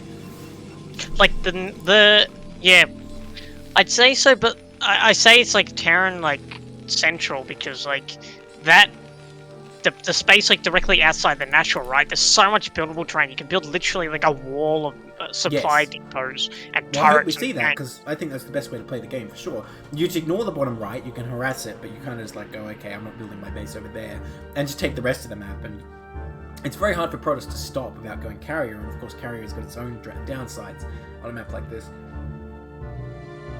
Although this is a very good carrier map, if you can get the carriers out. Always the caveat, right? If you can get the carriers out, they're good. Yeah. Well, some, like, I think carrier on, like, a map like Polypoid, where it's, like, really open and, like, there's not much terrain, like, the carriers feel kind of weak there, but as soon as you get into, like, maps like this, where there's, like, a cliff every, like, couple of meters, it's like, you know, suddenly carriers just start flying everywhere. And it's really small as well, which makes it good for slow blimps. Look at this block here. It's just like, you're not going to know. I could be going 2-fac. Who knows? Looks like he's not going 2-fac, but keeping Protoss in the dark always a good thing to do. Yeah, interesting decision to put the SCV on the ramp. Yeah. Well, you know, it's interesting about that. It's like, well, you're wasting minerals by not mining, so, like, what are you doing? But at the same time, Protoss is going to think that, like, why would you put the SCV to block if you're not hiding something? So it kind of works. Sorta, yeah. I think the mineral loss is still greater, but yeah, the mind games for sure. Well, if you manage to force Protoss into a 10-21, which admittedly would be quite skittish by the Protoss, then it would be totally worth it. But I think Protoss is not really buying into Terran's lies here, just going to go straight for the expansion, it looks like. Yeah, we're going to do 23 next with range. Vulture first coming out of Terran as well. Where is it? It's a pretty standard game. Yeah. Almost like we learned, we're skipping the whole gas steal phase. Yeah, that is, again, it's surprising to me. It's just, yeah, it's weird. I agree. I think it's weird when Protoss don't gas steal on the clips or any two-player map for that reason. Because, like, it also lets you... there. That's pretty huge, actually. See, there's no DT or anything like that. I'd say it'd be huge if he was hiding anything as well. Well, it's huge to know he's not, though. Negative information is pretty important. No bunker's still going down. McSmush very confident about the natural here. I guess he knows that that goon was just there, but still, kind of dicey. I guess what I'm trying to say is huge, but anyway, which wasn't really a word, so I kind of stopped saying it. Okay, fair enough. Yeah, bunker going down. Oh, FAC coming up right away. No eBay or anything. Okay. But with the Vulture first, I'm not a fan because he's going to have less tanks. I think it's going to be a lot harder to get anything done. Now, Protoss did go for the rover before second gate here. So maybe a bit more of a window, but I don't know. This map, it's pretty far to go. There's ramps everywhere. You've got this Vulture instead of a tank straight up. I think all the stars are aligning against this push getting anything done. Yeah, I'd say so as well. But, you know, we did get in. We saw it was like core Nexus with range. So, you know, could try it at least. But, yeah, I think Refrigerator should be able to see this and hold it quite nicely, especially with the gate going down now. And, you know, Protoss not exposing themselves to going for a really fast third here or anything either. So, again, there's not really many favors in it that make this look good for Terran. Always doing that spam repair thing. Still don't even know if it's real. Do you know if it's real, Zesky? Oh, this tank. Nah, I do not know if it's real. It's one of those things. Is anything real, man? We may never know. Okay, they just push these goons back. I guess he does have the advantage of knowing there's not that many out there. Still though, if these two goons are there, it would be a bit dicey. Wait, when did the second Vulture get made? Oh, I guess the second factory finished. Yeah, second factory. You know. Oh, we're getting siege mode, so maybe we're not pushing. Well, I think with first CC fact, you do have to get it fairly fast, but yeah, cutting the tank production for that, I'm not sure about. Well, I thought it was going to be like a 3-tank push in which you would get speed immediately after. This is interesting. You get speed before siege with that. Interesting. Because I always get siege with it, but I don't really know what I'm doing. I always thought like you want to use like Pung Pung mode gates with like 3 and then just sort of move out with yes, but it's also like an FD at the same time, or if you get in position and fortify, you still want to siege up and build your bunkers. So both, that's why both at once. That's why I saw you get siege third, because you want to like use siege later on, not immediately. But well, at any rate, it looks like McSmush's not really going to try and attack here. Yeah, not going for it anyway. So kind of theorizing what's not really going to happen. Yeah, that's right. We're out here at like, you know, the Terran University publishing papers, but McSmush is out here in the field doing real work. Oh my god, the game's not blocking. He's just going to run right in there. Uh-oh. See how many probes he can get. Pretty valuable. 3 probes. That's quite a bit of damage done already.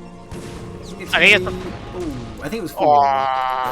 Yeah, I mean, for 3 Vultures, maybe. He did lay their mines already. Let's call it a draw. It wasn't that bad. It was a pretty good shielding, though, from the probes. Yeah, that's true. Saved one of their kin, at least. Yeah, that's nice. I mean, after last game, these probes need any morale win they can get, right? I think they've unionized now, so... Yeah. They've like a protest, like, no storms allowed in the mineral line. It could still happen, though. This game's still young. Anything can happen here. Anything can happen, that's true. McSmush really emphasizing these Vultures. Upgrades are going now, but without really getting much done. I mean, the Protoss third wasn't that fast either, so it's still looking alright. But, I mean, the mines haven't really been laid for much map control. They're sort of just defending as natural, so I don't think McSmush has really gotten enough out of this to justify, like, delaying the armory and all that.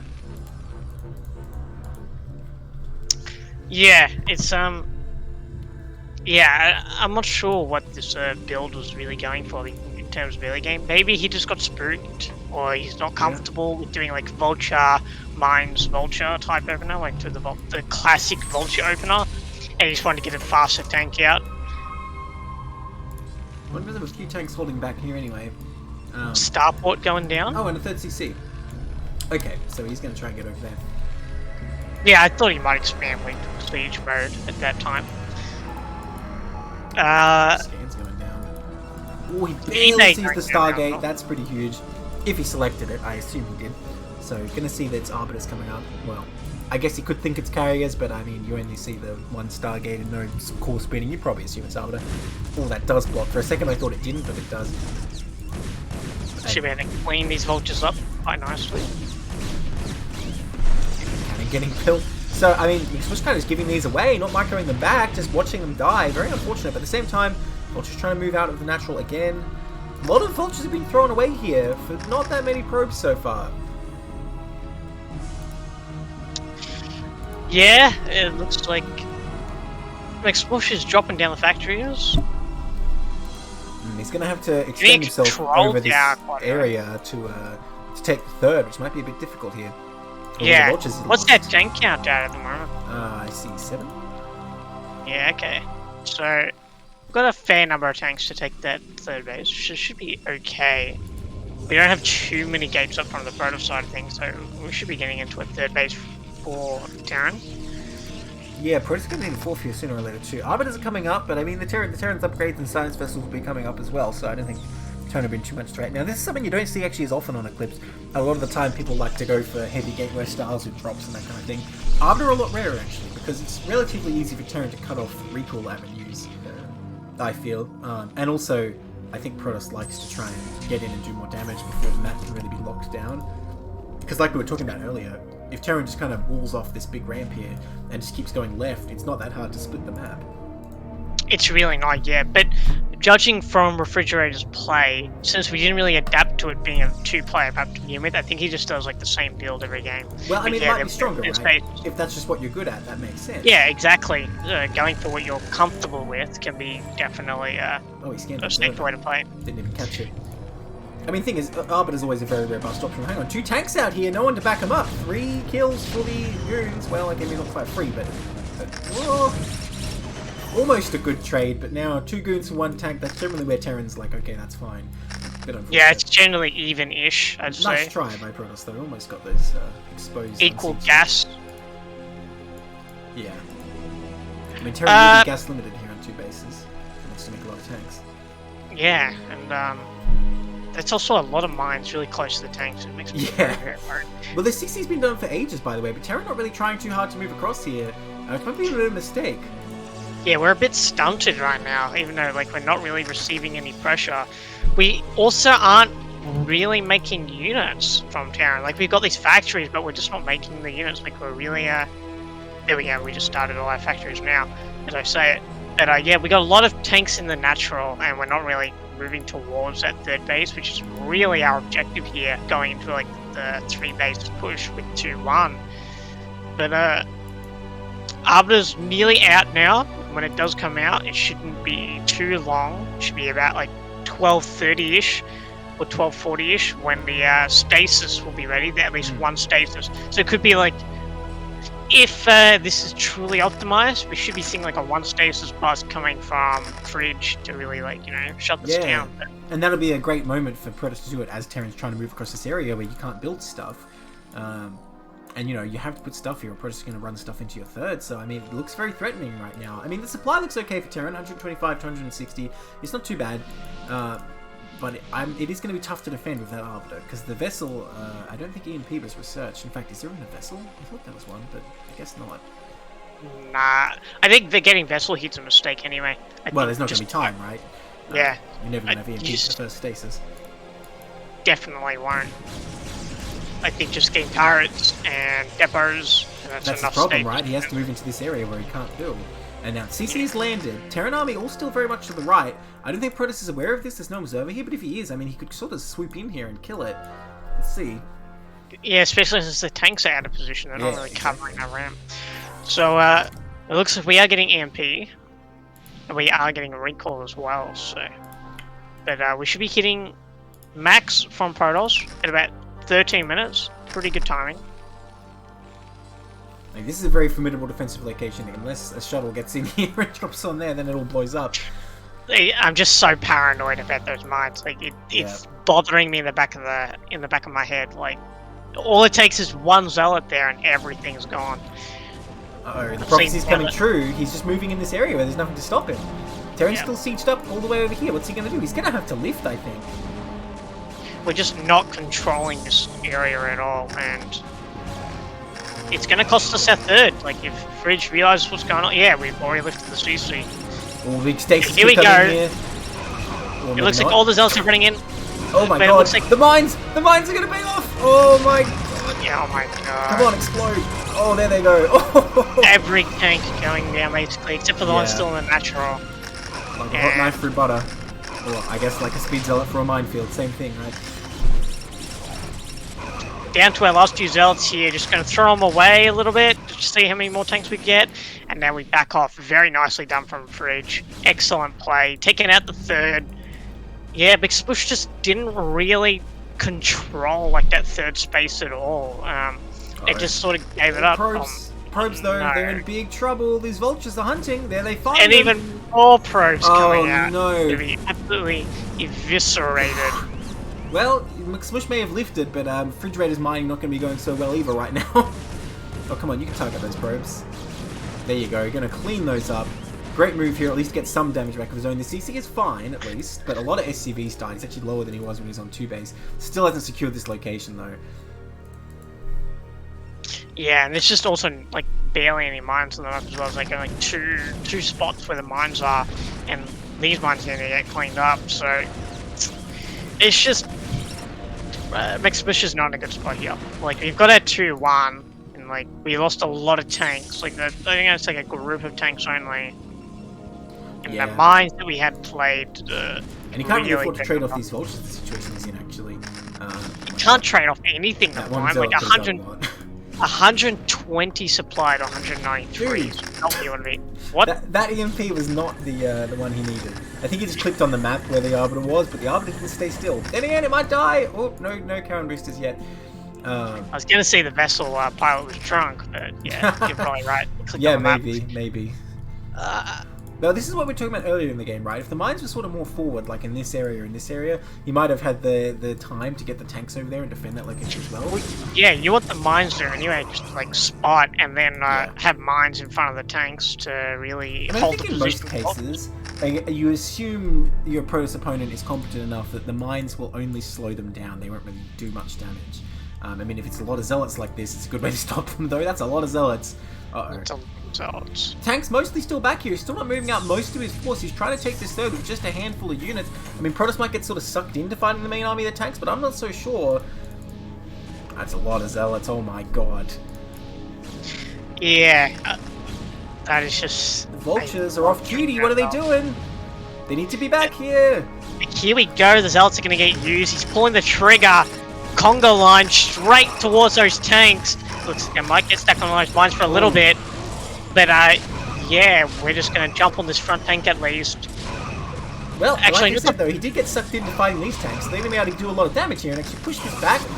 Well, Protoss indecisive, pulls back and then decides to go in again. I don't think he has quite enough to break this. He could just waltz over to the third again. Well, hang on, is there another stasis here? Well, that's something. Okay, I mean, barely. Terran barely holds it off. Another mine going off, killing the tank. Yeah. Always has to see. Oh, these vultures were on that the whole time. Probably needed them for defense, but yes, I mean, if we're gonna get these probes, that's something. But I think this is look how many probes Protoss has, though. I mean, even after all these dies, yeah, I was gonna say, like, doesn't really matter. I'll give props to Terran though. He's doing a very diligent job of lifting off the CC when he needs to. And he is holding on with, like, despite his position. But yeah, I think the refrigerator sort of keeps moving his zealots in when he should be just like running straight towards those tanks and like getting the mines to do the work. I mean, we're just losing so many probes. Yeah, but he still has so many. His probe count still was already going up since the last little harassment. He's doing an amazing job remaking them. Like, yeah. Well, you're going to have this many nexuses, you might as well use them, right? Exactly. And Refrigerator's still not even re-landing this thing. I mean, maybe he's spending too much APM microing this rate when he really needs to mine for himself, because his natural's going to be mined out soon, the main's done. The next time Protoss pushes him back from the third, that's going to be the game, unless he has some way to stop it.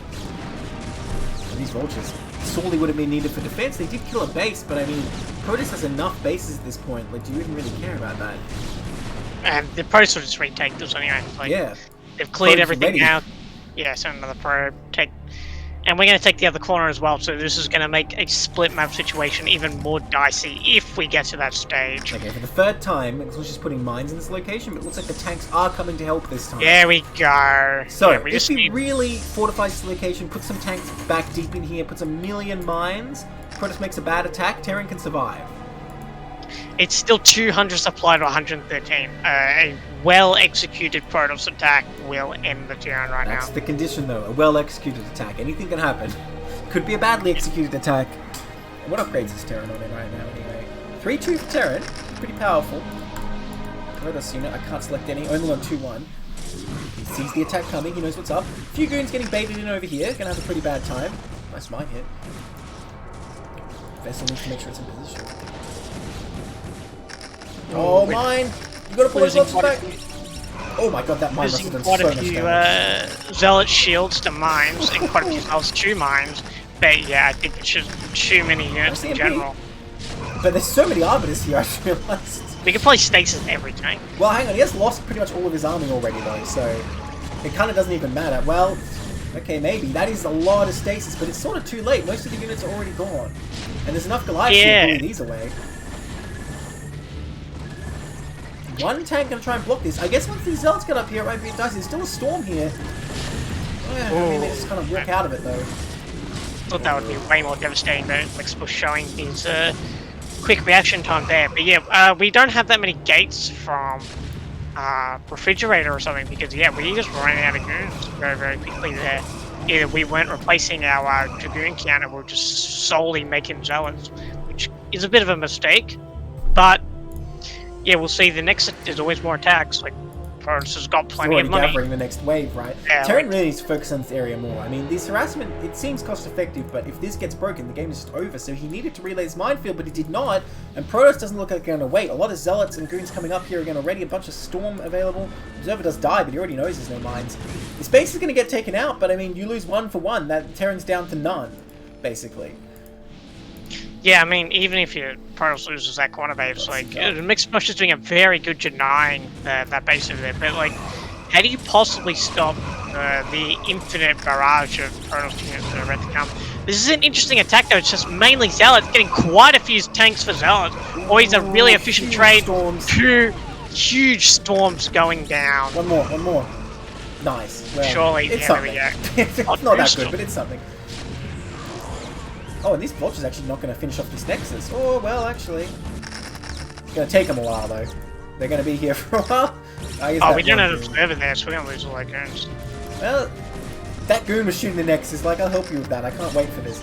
Wow. Yeah, maybe he runs into mine anyway. This is a vignette, isn't it? This is a bit of an not really watching moment. But we do pull it away just in time. That's so fortified. Yeah, so many cannons up there. That's what Protoss wanted to do down here. Mine's still presenting expansion. We can see a little money McSmish has, but Refrigerator, I mean, he's sort of down to just these 3 mining bases, and he has lost a lot of units in these attacks.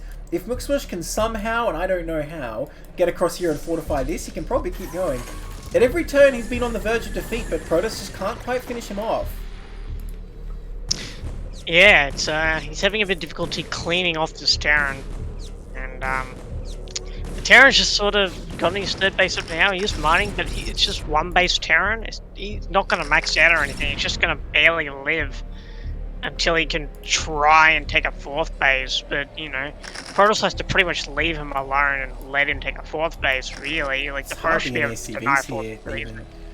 Yeah, 39 SCVs in total, and I reckon, like, a lot of them are still in the main. Oh no, you don't want it here. Get out of there. Yeah, Swish realizes nothing good will happen sending Vultures in that location. Yeah, he wouldn't do any damage anyway. The Arbiter was right there, would collect all of the... Right. There you go. Here we go. Yeah, I was about to say, like, there's a lot of goons. Like, maybe we've reinforced our goon count now, and we're gonna get a lot of Zealots and Templar. Maybe we'll finally break the Sublime. What do you think? Well, McSmush thinks he smells blood in the water. He scanned this location, so there's nothing there, but I don't think he knows whose blood it is. Well, hang on, is there an observer over here? Oh dear. There's plenty of mines to go through. You can clear them with Zealots, but at the end of the day, there's kind of more mines than you have Zealots on the map. Yeah, so you really want to clear them with Zealots. Just get a... He's got an observer there, he could just pull it. Definitely don't want to clear it with goons. Well, he has realised that he can't just kind of walk through this minefield and attack. Oh, looks like it's going to be a recall, though. And what answer is there to that? This CC going to have to lift for, like, the 4th time. SCV's going to fall as well. How can Terran possibly deal with this now? I think this will be the CC's last lift, though. That's enough goons. No, don't say that. Down. He's going to make it, man. No! Nah, that is no rescue mission. That is death. So, well, revenge. Yeah. McSwish is only here for revenge now. Going to take out this Nexus for sure. I mean, all these goons will die, but what's Terran going to do now? Float from his map? Yep, okay. Yep, that's what they're... Every Terran's been there, it's like, yeah, I'll trade 1 comm set for staying in the game for another 3 minutes. It's really what you're doing in that case, right? I mean, what hope does Terran have here? Protoss is still mining on his left. I mean, he's kept him off these bases. And Terran's not mining at all. Yeah. Well, he will be in a minute. Like, it's just... Oh, yeah, I guess he will be in a minute, but, he has another CC to lift. He could lift it over here. Hopefully we get enough money from this base to build another CC, but because we really do need a comms. Get out of here! Get out of here! Go, go, go. Okay, good enough. They go back in for another swipe? Are you kidding me? Dude, they gotta live. Just trying to get... Zealots, man. They love running into these mines. That is their job, though. It's like their full-time job. Yeah, when it's appropriate, I guess. Even when it's not appropriate, they just do it. Oh, yeah, what? Still, this Nexus hasn't gone up, though. There's one mine that's been doing so much. This is the problem. Terran doesn't have any money to spend, so they spend their APM with these vultures instead. Yeah. Like, what else are you gonna do, right? Got 160 APM, gotta spend it somewhere. That's right. Okay, finally these mines gonna get cleared out. Some more observers in the places they need to be. Terran's back on this location, but another recall could just come in. Where are the Arbiters? Did Arbiter production stop? There's a fresh one there. Oh, there's one down here. I mean, a recall on the main would still just be game-ending, because there's no mines or anything there, and Terran does not have much of an army to respond. We're just absolutely focused on the third base. Wow, a lot of cannons being dropped down. We absolutely ran past them. There was the warping implants were a bit scary. Oh no. Trading more vultures. We're now down to 84 supply to 200. Yeah. It's pretty dire. We're just not attacking a lot as Protoss either. Like, we're really taking our time. This Nexus still hasn't been built. I guess he's just trying to find the, the perfect angle to attack. He wants to come through here again. There's a couple mines, but our observers in position now. So, whole different ball game than before. No observers for that one. Could hit a lot of zealots. Oh, that didn't quite go off. That would have been huge. Azzy Dahaki saying, winnable position for Smush. Trust. We'll see. We'll see. He's coming up here. Smush knows he's coming. The EMP is ready, so... I mean, this does look like a pretty dicey location to attack for Protoss, I have to be honest. Now, recall would still potentially be good, even with those mines there. Let's see. I think as long as we can just run, we can clear like the front few mines and then run at Zealots through the tanks. Oh, here comes because the vessel. There's no, not today. Sorry, not today. If we can run our Zealots like through the mines and over to the tank, there's no vultures to block, so it's like they're just gonna sort of just like before. If Protoss had made a, how did you describe it? Was it a competent attack, or what did you say? But it didn't happen. A well-executed attack. Right, yes, if, but I mean, also Terran, oh, well, that's a bit unfortunate. Yeah, turn back! I mean, every vulture is so valuable here. Yeah, I mean, minerals is what he doesn't have, right? Normally you sort of trade him off more, but in this case it's just the opposite. Look, Terran has the tools to possibly hold this, I'll just say that much. I mean, moving this stuff up would help. Yeah, Tesagi, right? Tesagi. Well, we'll see what Protoss actually does. If Protoss doesn't do anything, I mean, I guess he still wins because Terran's just going to mine out. It's still the onus on Terran to actually do something. Well, Terran's going for this base for the umpteenth time. I actually think that's what Fridge is planning to do. He's just camping his army there, blocking the fourth base, knowing Terran has to eventually take it. And if you cannon up the side bases and just keep good vision. Yeah, I mean, he's finally taken this Nexus. But yeah, that's smart actually, because like we're saying, technically you could lose attacking into this, right? But he's just like, alright, what if I just don't? What if I just wait for you? And there's nothing else for Terran to do except this, which is not really going to hold forever. Now, this Arbiter's looking for a recall here. I don't know if Terran actually spotted it, but even if he did, what can he do? Well, I guess this is what he can do, but I don't think Masush's attention is focused there at this time. This could be the game-ending move, and look how, like, clumped up that stuff is. The second Arbiter could even have a recall. Here he goes. There's no mines placed here. A couple of vultures coming back. I think he sees it, but what can he do? The vessel's in hot pursuit, but there's no time for that. Or is it's taking a long time to get the recall off, going very deep into the base. It is nice to EMP the second Arbiter, because you can't recall even more, but still. Or stasis off, yeah. This is enough damage, I think, though, because he doesn't have much army to respond to this, and now he starts executing the attack over here. Does clear some mines very nicely. Now, McSmish kind of not even bringing anything back, though, not that he has that much to bring. So this part of it might not work out that well, but at the same time, that means McSmish is losing his main. He can't defend both locations at once. There's actually so many units in here. And you know what? Refrigerator very smartly not even attacking there, because he doesn't see that the tanks are pulled back. It's like, okay, I'll just wait. I'm doing plenty of work in here. Oh, the storms, dude. Yeah, I don't think McSmush will be able to hold either base now. I'd love to see... Can you toggle on the supply? Oh, yeah, sorry. Yeah, like 90... Like 93 supply now. He's inching forward. Really careful about those mines. Actually does a really good job clearing them. Now he's going to come in with everything. The Templar's on the way.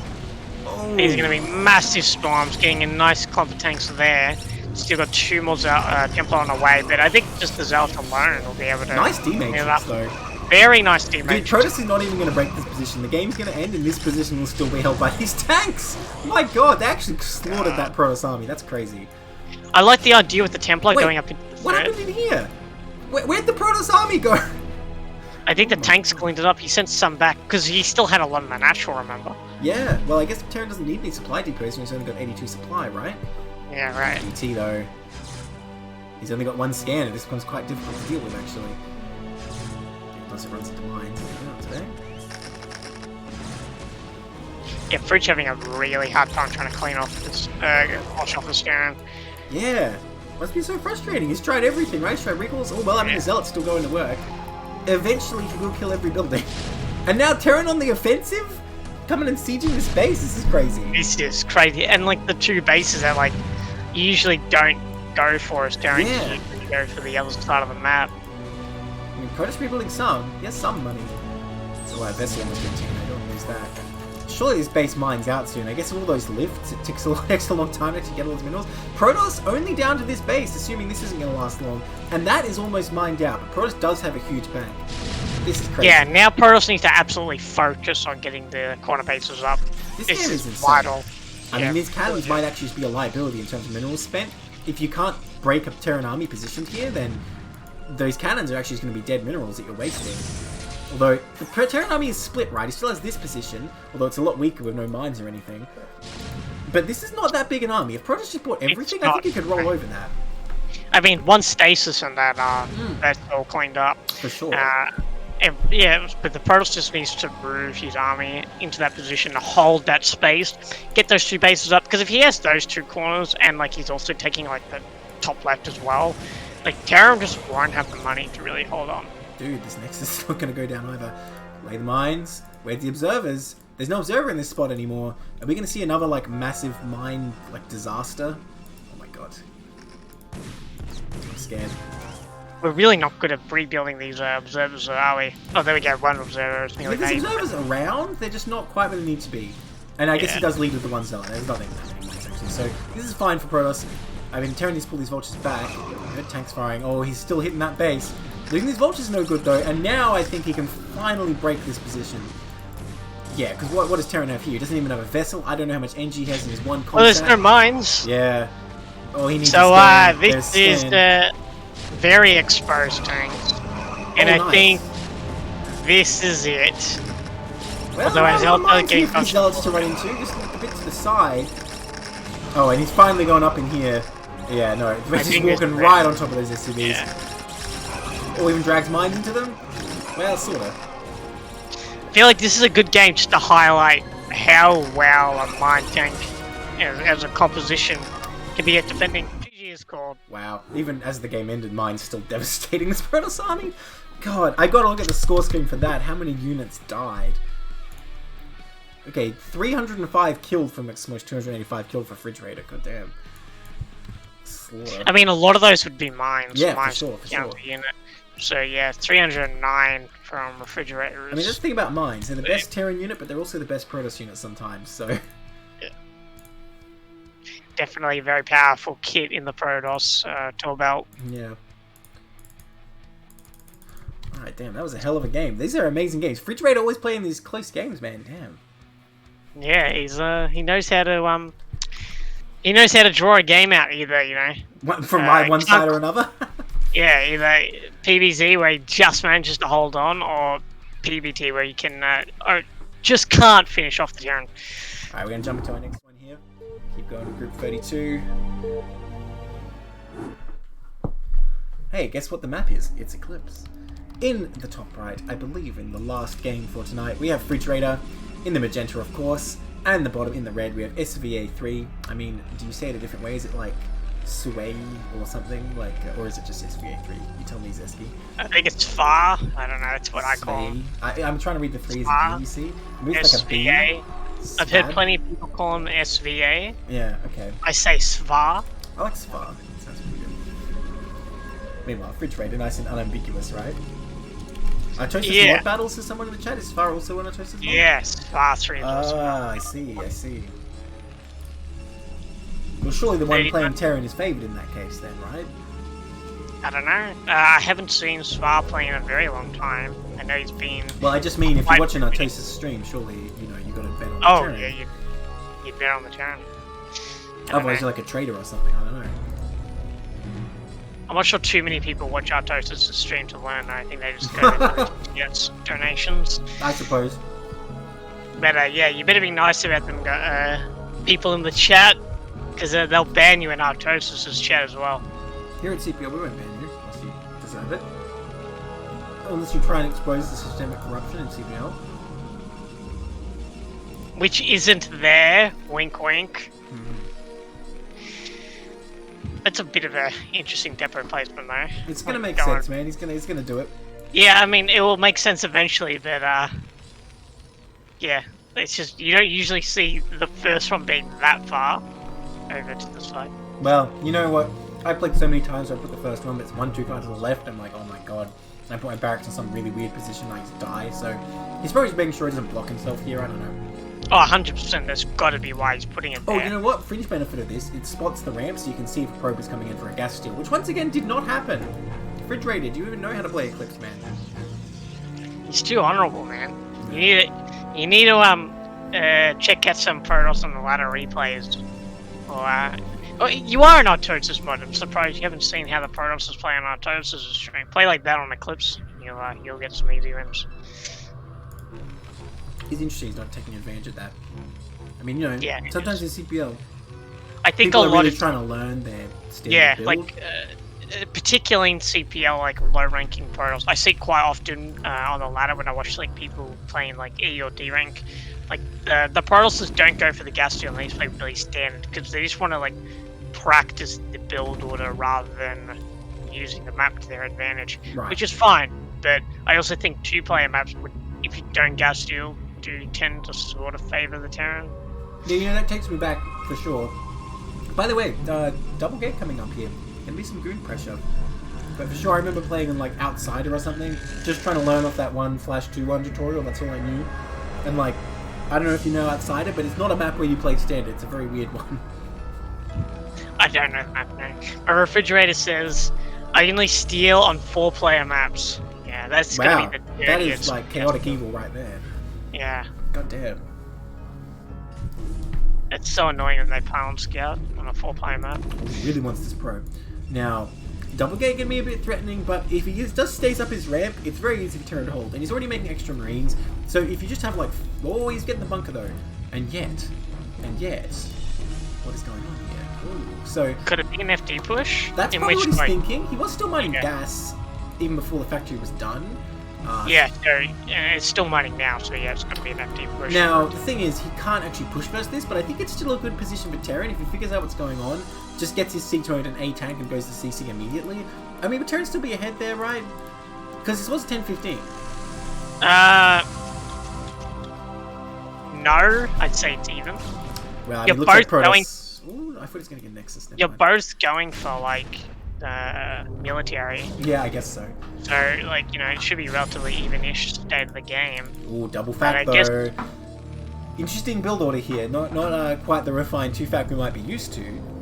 But, I mean, it does enable him to get this bunker up faster, I suppose, and really fool the Protoss. And honestly, Protoss is probably quite eager to believe this because he went for 10-15. He's like, yes, build your bunker, and then I look at it.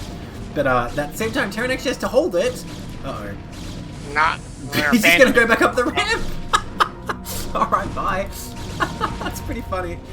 Fair enough. I mean, you know, didn't have the SCVs down there, might as well just go back up the ramp. Now the facade has fallen. The paper tiger, it's revealed. There's nothing here. Yeah, this is where you back off. But he's still got the Nexus. So this is where... Well, I mean, against 2-fact, I feel like you're totally fine to get Nexus here. Like, you can produce enough goons, I think. I mean, I think just going through a gate and then Nexus here is fine, because then you just easily hold the push and get your Nexus. But I mean, if he holds it, he's even 3 gate, you say, Zesky? Oh, how little you know. He's gonna go 3 Nexus, you see. Well, obviously, I'm in the wrong building, right? I meant 3 Nexus. Yeah. Just then you make probes.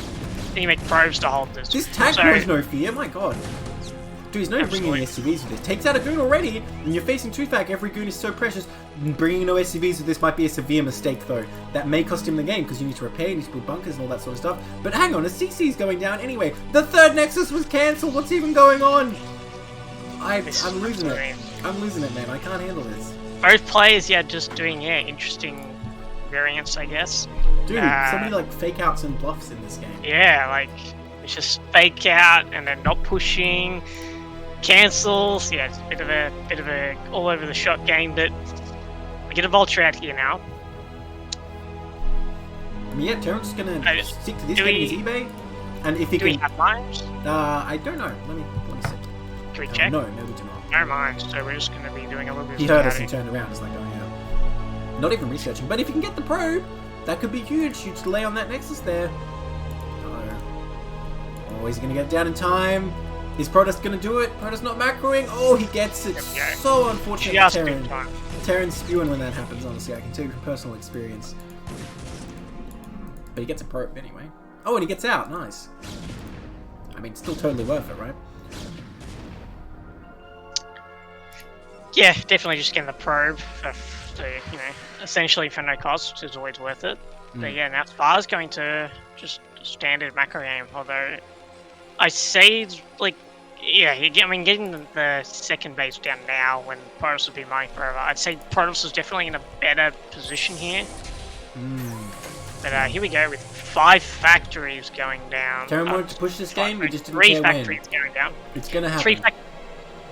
3 factories going down, 5 factories in total. Mine's finally on the way. Now, Protoss no additional gates here, backing up a hell of a lot of money. The Protoss macro engine has just stopped right now. What is going on? Citadel finally goes down, but I'm very worried right now. Without the additional gates coming up, is Protoss going to be able to contest this push?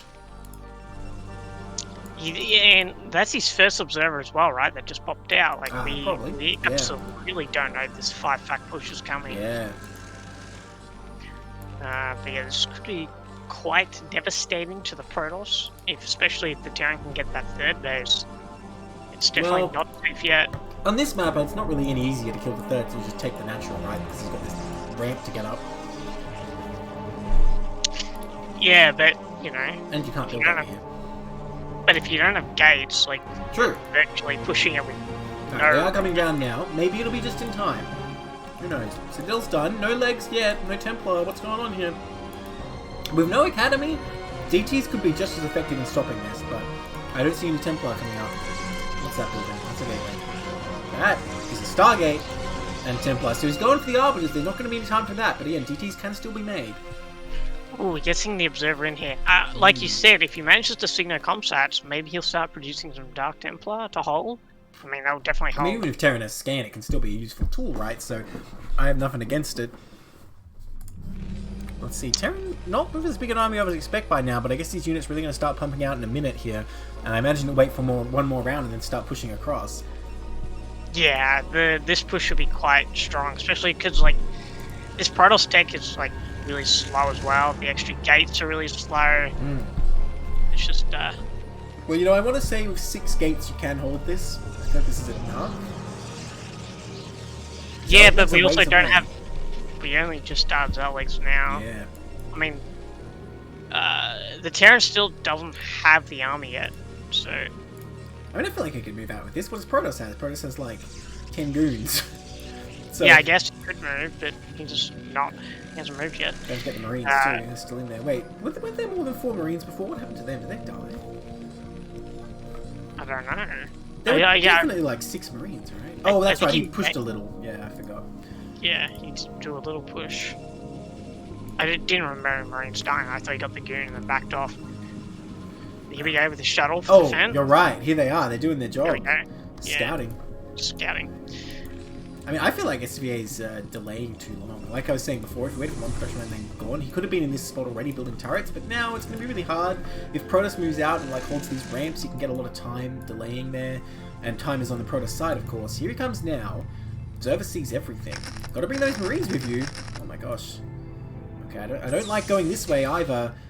Gives Protoss a lot of options for counterattack here. Well, Protoss is just going to meet him headway though. Oh no, Don't run into those lines! Oh, that wasn't too bad. It's all the vultures. Wasn't the worst, but these tanks are kind of exposed now. I mean, we can just start picking off these tanks. Although we're going to be trading quite a few goons. If we don't move the zealots in as well to buffer. Start sieging up. Protoss feeling doesn't have quite enough to deal with this just yet. He's still trying to buy time, but these mines are a big problem. He's trying to clear this out before the tanks get over there. But it looks like the tanks are moving up. There's still no anti-air with this, so I really want to see the zealots just load up and bomb on those tanks. I mean, especially if he's going to be planting mines next to his tanks. But yeah, right. Like he isn't quite on top of the mines yet, but Fridge did kind of clear some of the mines. But there's still, you know, plenty of spots left that he doesn't want to jump on. Oh, he's going to start dropping them. Oh, gets instantly nuked there. Wait, was there only one zealot in there? What's this? I think he had more. They're both full. Having trouble executing here. Refrigerator only dropping single zealots, letting them die, not really taking advantage of the shots they absorbed. So very unfortunately, sacrificing them for nothing there. A lot more zealots have come out now. Not many goons here. Oh, taking out those vultures would be huge. Terra not really looking right now. That's quite good there. And the rally needs to send it. We'll see this round 2 from the shuttles. Going straight onto these tanks. Hopefully it lands more. There we go. That was a really big mine connection there. Getting right on top of these tanks. Unfortunately, the zealots targeted a couple of vultures there, but we do get quite a number of tanks. We're now down to one tank. There we go. Yeah, one tank. But landing mines on top of these dragoons. Getting quite a number of. Oh my god. Yeah, I think it's good enough for Protoss. He's cleaned out enough here that I think he's going to be fine. And this is the problem with this location with no turrets. And like I said, he didn't bring the Marines. The shuttles are just free to do whatever they want. In fact, I'm surprised they don't just kind of hang around on top of the tanks, just wait for his movement. Here he comes. I don't know what's in these. Well, there's mines underneath him. That's all that really matters. There you go. There we go. Oh, almost triggered that second Quite one. getting the other one, but we have vultures in position, so it makes sense. I mean, all you have to do is put away the tanks, right? And the goons will deal with the vultures eventually. I agree with you. I think Protoss is doing a very nice job holding this position, but look at our banks. Like, we're not spending, we're not building extra gates. Like, we're not getting. You need to get further out of this position. You can't keep even in this position because the Terran wants to be here. They want to like mine up and hold this position best they can. But here we go, round 3, getting in one more tank at least. Second tank going down as well. Really only one tank left. It's sieged.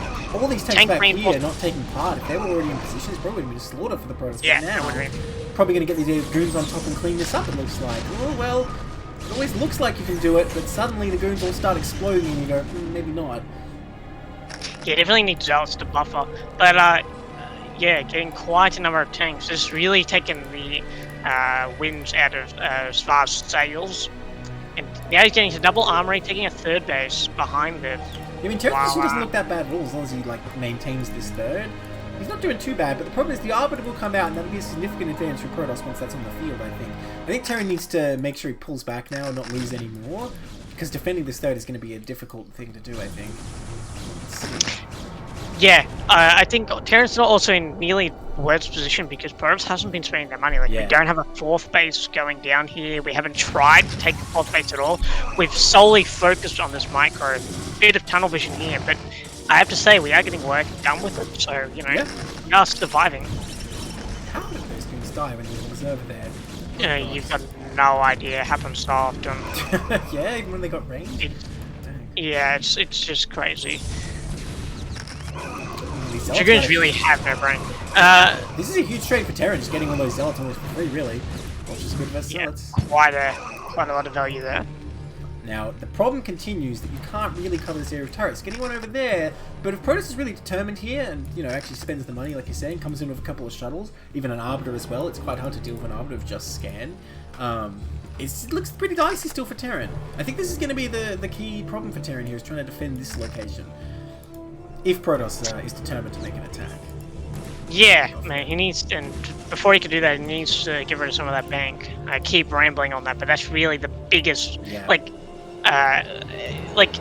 TVP, like the sole focus is about 200 armies basically, especially in like the late game. Like, it's all about macro, because you get such massive economies with so many workers on each side. That was supposed to be the critical one, you know? Yeah, I mean, you know, I thought you were joking about that. I'm very, very critical. I need to chill out sometimes. Well, I mean, you got a fair point, though. Little else matters in this game, honestly, because he didn't die. He held off the Terran army and didn't get all his buildings destroyed by tanks. So what's the next step? You have to make units and deal with your enemy, right? So I think you're absolutely right. Nice micro. At least we've got our tech.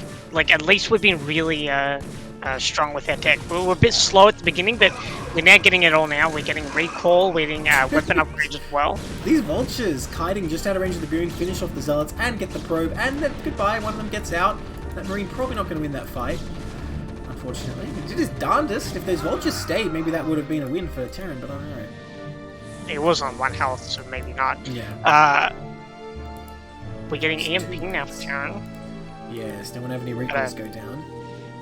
Recall's on the way, and this Arbiter's going to have energy for it soon enough. Fourth coming up as well. But I think economically Terran's still perfectly fine with the rate Protoss expanding. It's just a matter of his army's quite weak since he had to trade off so much earlier. Look at that, Terran's going to maintain this location. This is so annoying for Protoss, because Protoss really needs both those bases in the long run. Oh, here comes the army though.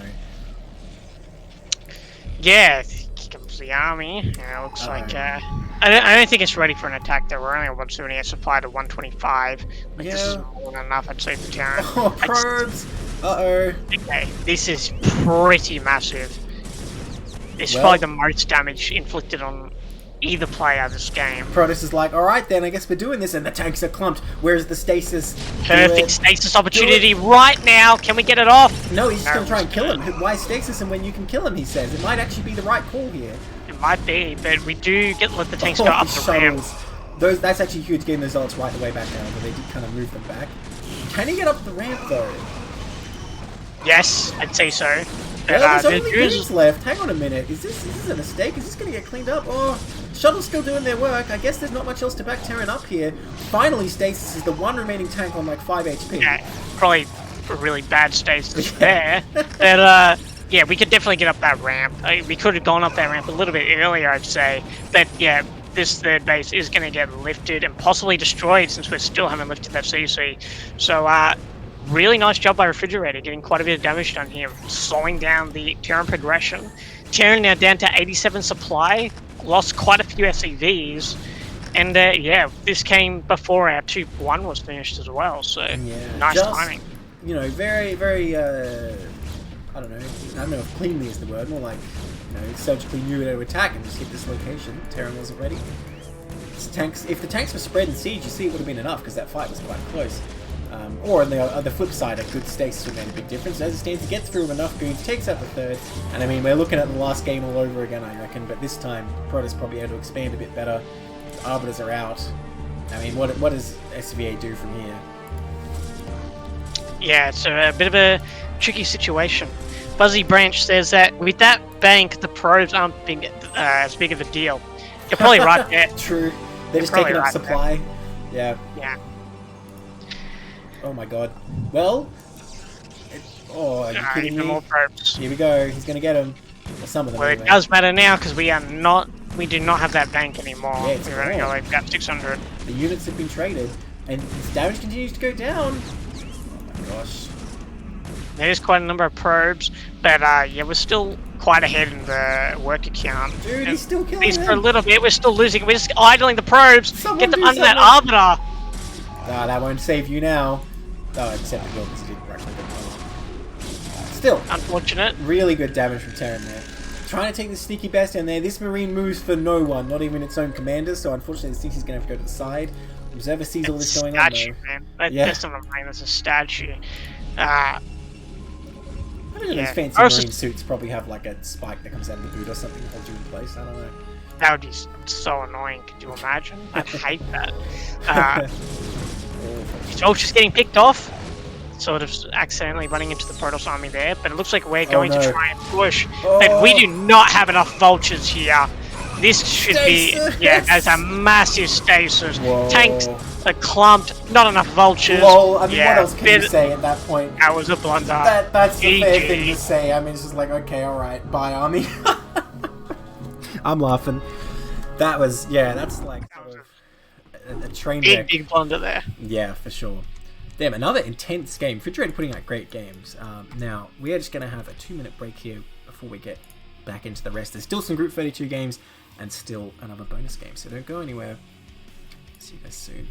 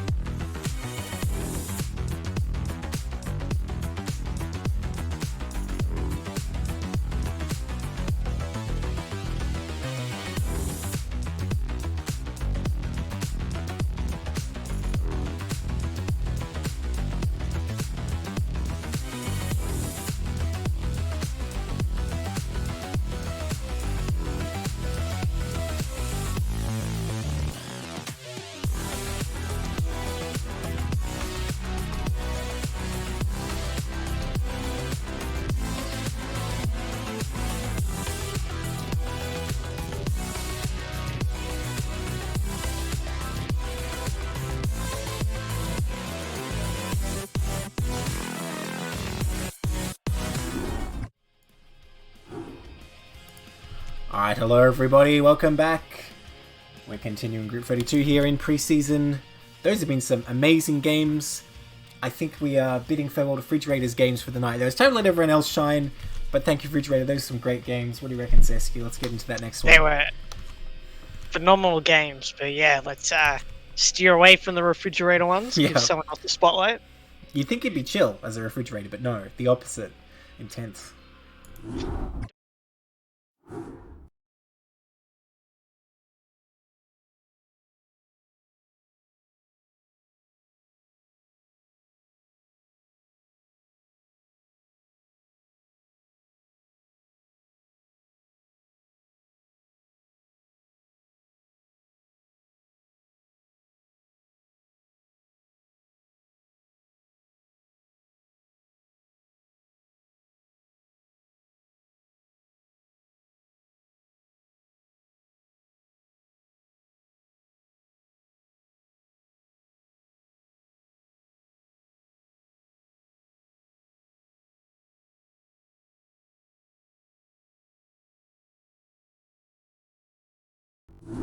Game is, but you've missed nothing. You've just asked which how many seasons they've done. Balance in the red up here, Kill Ace in the blue down there. I put us back on break, so sorry about that, everyone. But here we are. So, Kill Ace had heard of it. I mean, CPL has the notoriety out there, I guess. It's good to get the word out. If you have friends, you know, you should recruit them as well. The more the merrier in CPL, right? Yeah, probably need to step up on CPL marketing, I guess, you know? Yeah. Gotta start releasing CPL branded hair dryers. CPL merch, man, I'd buy it. Yeah. I'm sure someone would. It would be me. You know, it'd be like, I mean, wow, like, profits are up this quarter. Someone spent $500. I meant people other than us, you know? Other people. Okay, so ZBZ here, probably going to be shorter than those other games we've seen tonight, but who knows, anything can happen. Looks like we have a hatch first coming out of balance at 12, and looks like it's going to be Opal with gas here for Kill Ace. Now, I assume he's going to get hatchery with this sooner or later. Question is, does he get it in the main, does he get it in the natural? I assume versus hatch first you get it your natural, but I don't know. Two Terrans in the ZBZ? I think you could do either, really, in this situation. It's just the link count will be very similar. Yeah, I suppose so, but Balance will have the edge, right? But this hatchery's going to be considerably faster. It will be, unless Killer can get some sick trades. He's not saving any lava yet. I mean, aren't you supposed to save one lava at this point? Again, Terran play here, I guess. But it's a long rush distance, though. I'd be surprised if Killer can kill this hatchery. Ironically. But who knows? Maybe. I'm just not sure how this matches up on a map like Eclipse, where it's quite far to get here. The fact that Balance didn't save any lava is quite... No, he's staying home. Why would you stay home with this? Oh, he's missing a huge opportunity here. I mean, he might not have killed the hatchery, but he could definitely put some pressure on. And now I feel like Balance is just going to have every advantage. Well, hang on. What's going on with this, though? He's hiding him in the corner. Now, that could be interesting. I mean, the Overlord's not even in his base yet. It doesn't really... He could hide him out on the map rather than in his base, but he's sort of putting him in the corner there. Well, he sent 2. Yeah, I mean, is this Overlord just going to go down there? Surely the Overlord will be routes to the main now, right? Oh, he does. Yeah, so just stays out. Do you reckon he saw that? Oh, he sees it now. So didn't quite hide him. Yeah, interesting idea. I'm not really sure where that was going to go, but didn't quite work out. I mean, now we can see Balance as the defenses up. He's got the lair going, whereas Killer does not yet. In fact, Killer pulling off gas completely. Are we going to see a third hatch here? Does anyone outside of, like, you know, Light Swarm and Nagnar do that? That's the question I'm asking myself now. I really don't know what's going to go on here. Because, like, it's a bit late to do a Ling bust. Like, it really is. Like, if we flood the Lings now, and, although we're going to try, we're going to, like, the Red should easily have the numbers advantage, having a hatch up for so long. So, speed does finish for Blue. Yeah. But, Red just needs to stay defensive and wait for their own speed. They could probably end the game, actually. Red should be able to go across the map. And as soon as speed's done, yeah. Well, we do have a third hatchery is going down, though. So, I mean, if Killer can hold off for a bit, he will have the Ling advantage. Problem is, Spy is already on the way, so Killer's really put the onus on himself to either kill him or just get a lot of spores, and then he does have to drag it out. We'll see what he goes for here. I mean, he just does not have enough Lings to attack, like you say. This counterattack won't do anything at any rate. Looks like Balance just going to hold for the Mutalisks. Not going to try and do anything too crazy. Nice little surround there. Oh! Yeah, in a really nice position here. Didn't quite get up into the main to see, but there isn't much to see there anyway. But I guess he had the Overlord there, right? So it doesn't really destroy everything. But you can harass, you know. He sees the third hatchery with the Ling, but it's kind of too late to have much impact on this game, to be honest. Everything's going to come down to if Killer Ace can break in here, and I don't see how he's going to with so few Lings. No Evo coming up, no creeps. I mean, I guess he still has time, technically. Is he going to go for that? He's banking some minerals, so maybe that's the plan. Okay, there it goes. Alright, he's going to go for spores here, but how is he going to defend against this? Yeah, I don't think it's going to... think it's going to happen, but Balance is so conservative with this Ling play, man. He's just trying to control the space outside of his base rather than actually try and go for some sort of aggressive maneuver. Things could always go wrong. Say he goes across with everything and like 12 Lings come. 12 Lings can kill all these buildings remarkably fast. Who knows? Alright, looks like Killer Ace is going to go straight in there. And I mean, he does have some reinforcements. The numbers are surprisingly even now. Looks like Balance does have the edge though. It looks like he's going to clean this up really well with a nice surround against the wall. Like, just so well done. Yeah. It's like the 5 Lings. That's... a really nice position, and we're just going to immediately counterattack. I think that's a very smart decision. This is going to live up to the ZVZ reputation of being a fast game, because Killer Ace has no advantages right now. Mutalisks are on the way. He's making a lot of Lings. He did not make any spores yet. Okay, starting the colonies. If he can delay the Mutalisks just by counterattacking with the Lings maybe a bit, maybe he can get the colonies up, but even then, what advantage does he really have here? He doesn't have the drone count. All he has is a third hatchery, and that doesn't really count for that much once the Mutalisks are out. And like every Ling he makes is just further delaying the colonies, and he needs the colony. He needs like colonies down now. Stopping to kill him. There aren't any, but he's not fussed. He's going to kill these Lings. Balance not in a rush today. This is going to be a very one-sided engagement, unfortunately. Yeah. The Mutalisks will just shred these. Well, he does break through those Lings actually. I'm surprised. And now the Mutalisks do actually have to pull back. Because like I was saying, this many Lings will kill all your buildings surprisingly fast. Even if you kill every drone in your opponent's base, you do have to deal with this. Balance isn't macroing out of this though. He's got idle lava in the natural base. Now he's losing drones. Yeah, and he's taking some damage. Not really Unimicroing very effectively here either. But I mean, he's still holding the advantage here. And I think we start making Lings here with a Sunken and we hold. But yeah, he's just not spending the money. He's just making Muta, and he's giving time for these colonies to come up. Although, if you get enough Muta, you just bust these colonies anyway, right? Well, I will say, this Spore doesn't cover this gas, which is definitely a potential weak spot here. But Balance doesn't really seem too concerned with actually hitting the base. I think he's just thinking if I can just hold the map and stop any Ling attacks, I'll still be ahead, which is true for now. I mean, but Killer's made a lot of drones here. I don't think he has time to stop that. Well, let's see. He's taking a lot of damage, actually. At least putting damage on is a nice little ordeal, but yeah. Oh, unless he loses one, which he doesn't. Okay, 6 meters is not going to kill 2 Spore colonies. Never will. So, what if they're 3 meters? Would they do that? Who knows? What of a drone? Yeah, the drone's huge. Wow, Absolute. now Killer Ace with so many drones here, but he still has no lair. What is he going to do? Oh, there it starts.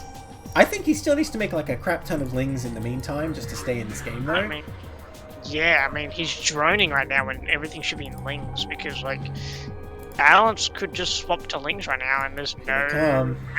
Yeah, here we go, so... Control, yeah, this is exactly what you want to do. You want to just put your mutas in the middle and make sure you catch any reinforcements. And now he's forced to use only these 2 hatcheries down the main. Oh, he even goes in with the engage. It's really smart, actually. Oh, he's kind of half don't want to lose too many mutas though. But yeah, target the Spore colony. I guess getting drones is good he can as just kill everything. He doesn't need to target. Yeah, looks like anyway. I thought he might lose all his Lings there, but. And he does, but he does get the colony anyway. So yeah, drones aren't that strong. Looks like he's going to clean this up. And Balance, honestly, had a good play from start to finish. I think he's going to clean this up pretty well. Yeah, GG.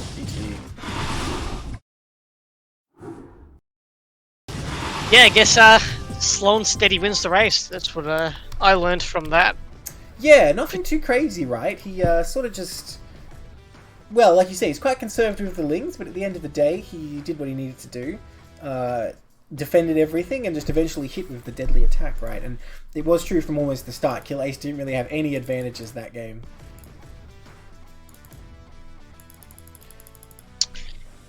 And on to our next game.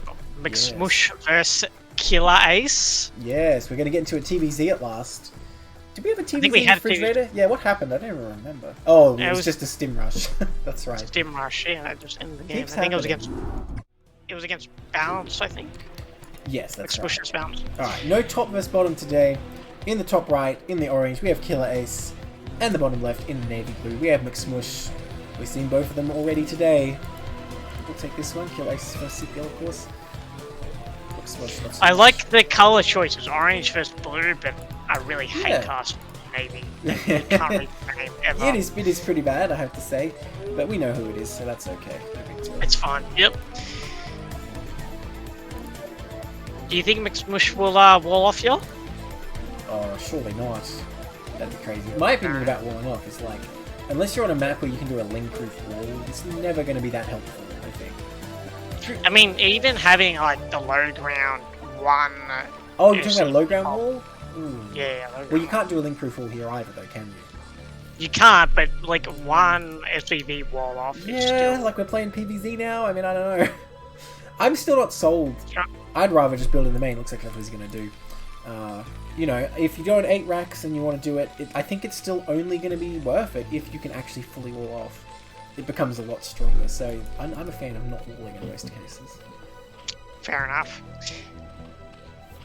I'll have to respectfully disagree, but is that a pull? Sorry, yes, well. Overpull, sorry. He's going to be happy he built in the main at this rate. Yeah, so we just pull, interesting like, choice. I don't know if he's expecting a proxy or if there's some other deeper plan here. Let's see. Some plan for Zerg Mischief. Because the overpull is really a more defensive option, right? You're not really. It is. You can still put pressure on with overpull, though. Right.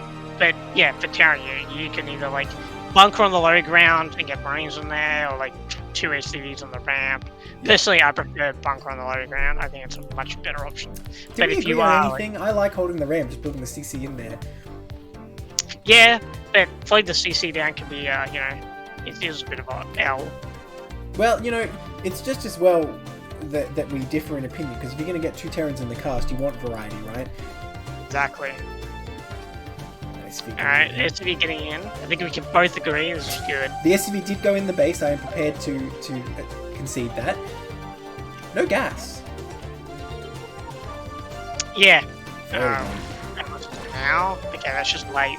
I expect we'll see a third hatch here. I mean, I don't see what else is going on, because you just have so many minerals. Well, if you're taking a gas now, before like the third hatch, it's not really a 3-hatch play. No, not really. Gas. So, yeah, a bit of a blunder there. Well, I mean, maybe the map is different when you go overpool. I really don't know. I'm no Zerg player, man. At any rate, his lair is not going to be coming at a sharp timing. Mutalisk timing is not going to be that scary today. And I would be highly surprised if it was a lurker play based on that as well. SCV sees a couple links coming. They're not too dedicated to go and hit these Marines, I guess. They just really want to stop that scout, which makes me wonder what is Zerg up to. Nicely done. We didn't bunker though, and we didn't block the ramp either, so McSmush kind of ignoring the overpool. Well, he does have this nice defensive formation. I think he's going to be fine for now. I mean, the thing is, it is always scary when you don't have a scout. If Zerg is just making lings and lings alone, it's always going to be tough to defend. But look at this. He does throw down the third hatch and then the laird. Quite late. But, you know, as late as it could have been. Really is quite late, but, you know. At least he's getting a third hatch down. Yeah, so they're going to have a better economy here, which is kind of ironic opening from Overpool into this than he might otherwise if he went straight for a sharp 2-hatch timing. Now, once again, it's the Taylor's Orders time, the 2 barracks and then the Academy. He's going to be coming across with stim timing. It's not as fast in the Academy, I don't think, as we saw the other game, but it's still not wasting any time, for sure. I think the Academy is an interesting choice here, because you know it's like going to be a 3-hatch or at least like a 2-hatch with like really like gas, so you could probably just go for like a +1 timing. Was he in the base when the lair was not being built, or was he already killed at that point? I don't know if he actually I think he was already killed at that point. So he doesn't know, right? He, for all he knows, it could have been a 2-hatch lair timing. You still saw the gas timing, I guess, but... Yeah. Well, look at that, it is Hydra Den. Well, Caster Curse in action. It's going to be Hydras. Here we are talking about mutas like absolute no one makes those in TBZ. What a terrible unit. So, lurkers. 3-hatch lurker. Yeah? I mean, it exists, but I'm not a fan. I mean, I'm like, I don't think it's good in this situation here. Against, you know, I like it if you get drops, and you do like big drops with speed. Like, not just sneaky little slow drops at first. I mean, like, you build up, you get like 8 overlords or something, and you just kind of show up at the Terran main. I like it for that, but for anything else, if he's taking the third base, I'm not a fan at all. Now, like, he scans. If it was 2-hatch me to play, he'd be looking at what's going on with the lava, but of course it's later than that. He does see something's going down. Marines are coming across. I mean, this game might just end again. I don't know if Zerg really has time here. Yeah, we're not making lings, we're only making songs, and we're making a lot of songs. Another scan goes down. He's like, what's going on? You got anything? But we've been hard droning forever, so... Well, he has the drones to make the sons. One does finish. I think Zerg will barely be okay here. Yeah, looks like he'll be fine. But it is a bit harrowing. There's a lot of minimal Zerg have to spend, so well worth it for a move out for Terran there. Oh no, don't do it. Don't do it. Okay, good. He's just scanning. He's just scanning. It's okay. Oh, I thought he stimmed them all for a second. I'm like, alright, so very nice hold from Zerg at least. Yeah. Just runs into the wall. We've all been there. Well, it's not even so much that he misclicked, it's more just the way the Marine just like ran straight into the wall. Just following orders. Yep. Sunks are made, and we're spinning a Marine C. Yeah. Wait, Aspect was done and no Hydras were made, so... Killer really doesn't have a clean build here. I'm not really a fan so far. Sees the Hydra Neb, so McSmush knows what's up. It seems to me that Killer wasn't really practicing what he was going to do here, because you want the Hydras to be in position wherever you're going to morph them when Aspect is finished. I do like this Evo though, just making sure he can't be busted. And that's a good move. I mean, he's also going to get Carapace off that Evo, right? I think he's going to go into like... Oh, Carapace you say. Oh no. Nope. No. Yeah. So this is Hydra Lurker for sure then. Absolutely for sure. Yes. Maybe even just Hydra. Well, he does have Lurker Aspect finished though, so there you go. He's finally going to actually make some Lurkers. Bit of a missed opportunity to push Terran back though. Yeah, like the Terran's in such a good spot here. Like, yeah, that's a really fast factory. Yeah, which I think is much better against Hydra Lurker, right? You don't necessarily want to go 4 or 5 racks before factory against that. Yeah, like he get away from minimal defense in the natural and then go for a quicker factory is a really good position, especially here as he has no Hydra. But Killer needs that third base if he really wants to take off. Yeah, I mean, Hydra, you have to kind of overwhelm with a large army, right? How are you going to do that on just 2 bases? Lurker's trying to sneak around here, Terran none the wiser. Now, this can be annoying. Oh, no, he sees him. And knowing is half the battle, you know? Is he really just going to... Oh, I thought he was just going to come and take the ramp and then send a drone and take it. Terran actually just pulls back, which I think is okay here. It's a bit of a dangerous game to try to be zoning those Lurkers when you don't know where they are, but sometimes it can go very well for Terran. Yeah, I mean, if he knew where they were, and he saw them, because he must have just missed it with his camera or his eyes. Oh, this Marine! What a hero. The drone, very nice. Is it gonna happen here too? Are you kidding me? Oh my god. The Lurkers, meanwhile... Oh, Killer Ace is like, you know what, let's take the other one. I don't like this base anymore. Oh no, I think he was going to go up there with the Lurkers. Yeah. But if he knew where those Lurkers were, he could have scanned and killed them. He had more than enough time. I mean, that's the tricky thing when you're dealing with them with scans only, right? If you knew where they were, and if you didn't have detection, it would be so much easier. Now, Zek, we're pretty good hive timing here. Just taking up, even getting Spire, presumably for Scourge, I imagine. +1 missile still on the way, but I don't see any Hydra upgrades. So maybe he's really just getting it to really crush those Marines before +1 armor's done. I don't know. Oh, sorry, even when +1 armor's done, rather. Maybe it's just mad hard scaling for the late game because we've got a hive coming up as well. It's really done. And wait.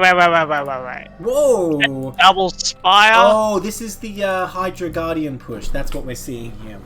But double Spire and a really so you can get +1 and greater Spire at the same time or something. I don't know.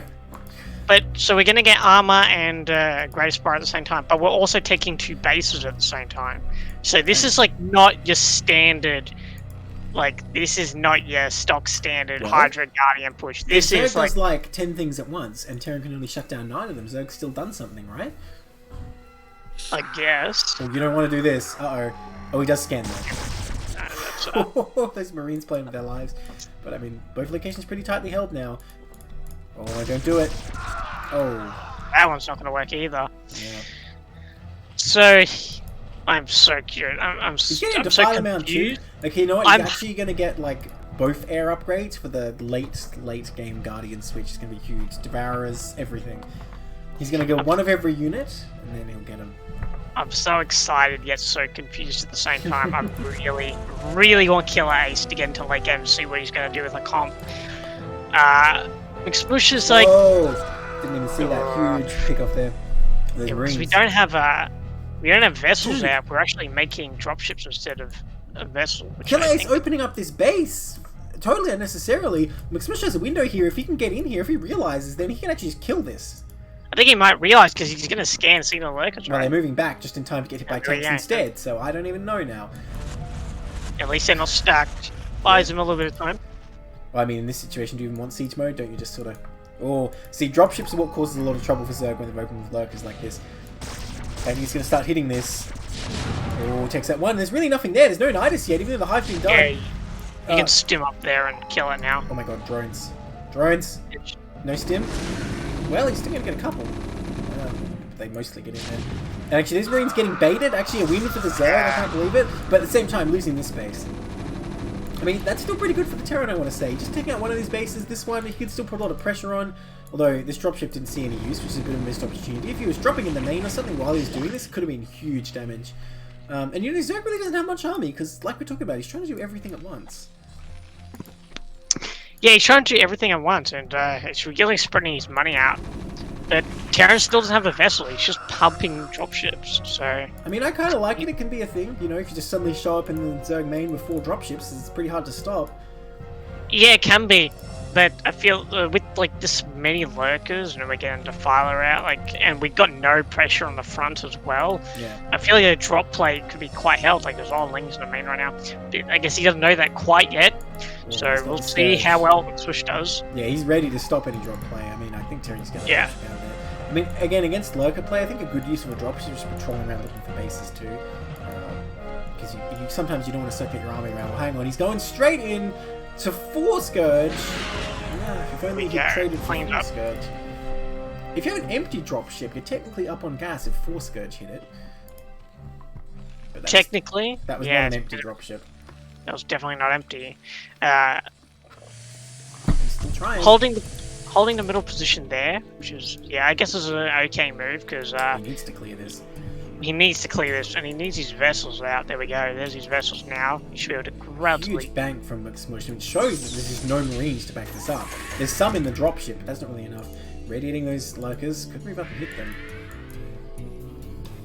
Could unsiege the tanks and go pung mode onto those lurkers. But, radiating them instead and sort of leaving them. He consumes... Oh, it's a consume party up here. What's on the menu? Zerglings. Let's go. So I guess we didn't really use the spires. I don't see any spire upgrades. There's still time, right? There's still time. He starts one still time. Is Killer A still in the chat? Might be able to explain the double spire. I doubt it, but okay. Call me a cynic, but I don't think there's any good explanation. You gotta believe in something, Neblime. You gotta believe in something. It's not double spire, right? It's not what I believe. Fair enough, fair enough. I'll let you off the hook for that one. Terran taking the third base here, which is going to give him a lot of money, but I mean, this whole left side of the map, I'm quite concerned that if a Lurker Defiler counterattack comes across, Terran doesn't really have any presence there, wouldn't be able to stop it. He still has to clean this up. Terran does manage to spend some of the bank though. This dropship is still sitting here loaded. What is going to happen? Killer says yes, it was a mistake to double spire. Unfortunately, I hope it was a legit thing, but yeah, I figured it might have been a mistake. Yeah, both sides have a considerable bank, considering like he's playing like a Hydra Lurker heavy style. Usually, you want to be. Hydra's never got made, nor Hydra upgrades that I saw, but he's getting +2 missiles, so. And he's getting melee as well, so. He does have +1 missile, right? Not crazy. Yeah. Maybe this is like Lurker Ling. Intense lurker play. I mean, +3 lurkers do sound pretty hellish. I don't want to deal with that. Although, yeah, we still don't have a lot of lurkers yet, but we also don't have a lot of Marines, so yeah, well, kind of evens out. Yeah, he's gonna be able to clean this up. Strong the barriers towards the Terran main. Terran needs to move forward, not back. If Zerg is right here swarming, he's already like halfway to victory. Honestly, it's gonna be hard for Terran to hold that. Vessel's going out looking for the Defilers though, but Terran really needs to get that army in and put some pressure on the map. He's gonna stop this base, which is very nice. Nice cancel there. What are these vessels doing? Are they going for an eraser? They're Scourge ready. Yeah, an eraser, definitely. If you want to do an eraser, you're gonna be very much in position. Yeah, those Scourge are definitely gonna clean up, like you're pointing out. And if he had tanks on the high ground right now, he might be able to hold this, but this Zerg army is going to absolutely clash against this Terran. All the bio is stacked. Oh, look, does he have plague? Fat plagues. He does have it researched, I'm pretty sure. Oh, he's setting a Ling in. He knows. He sees him.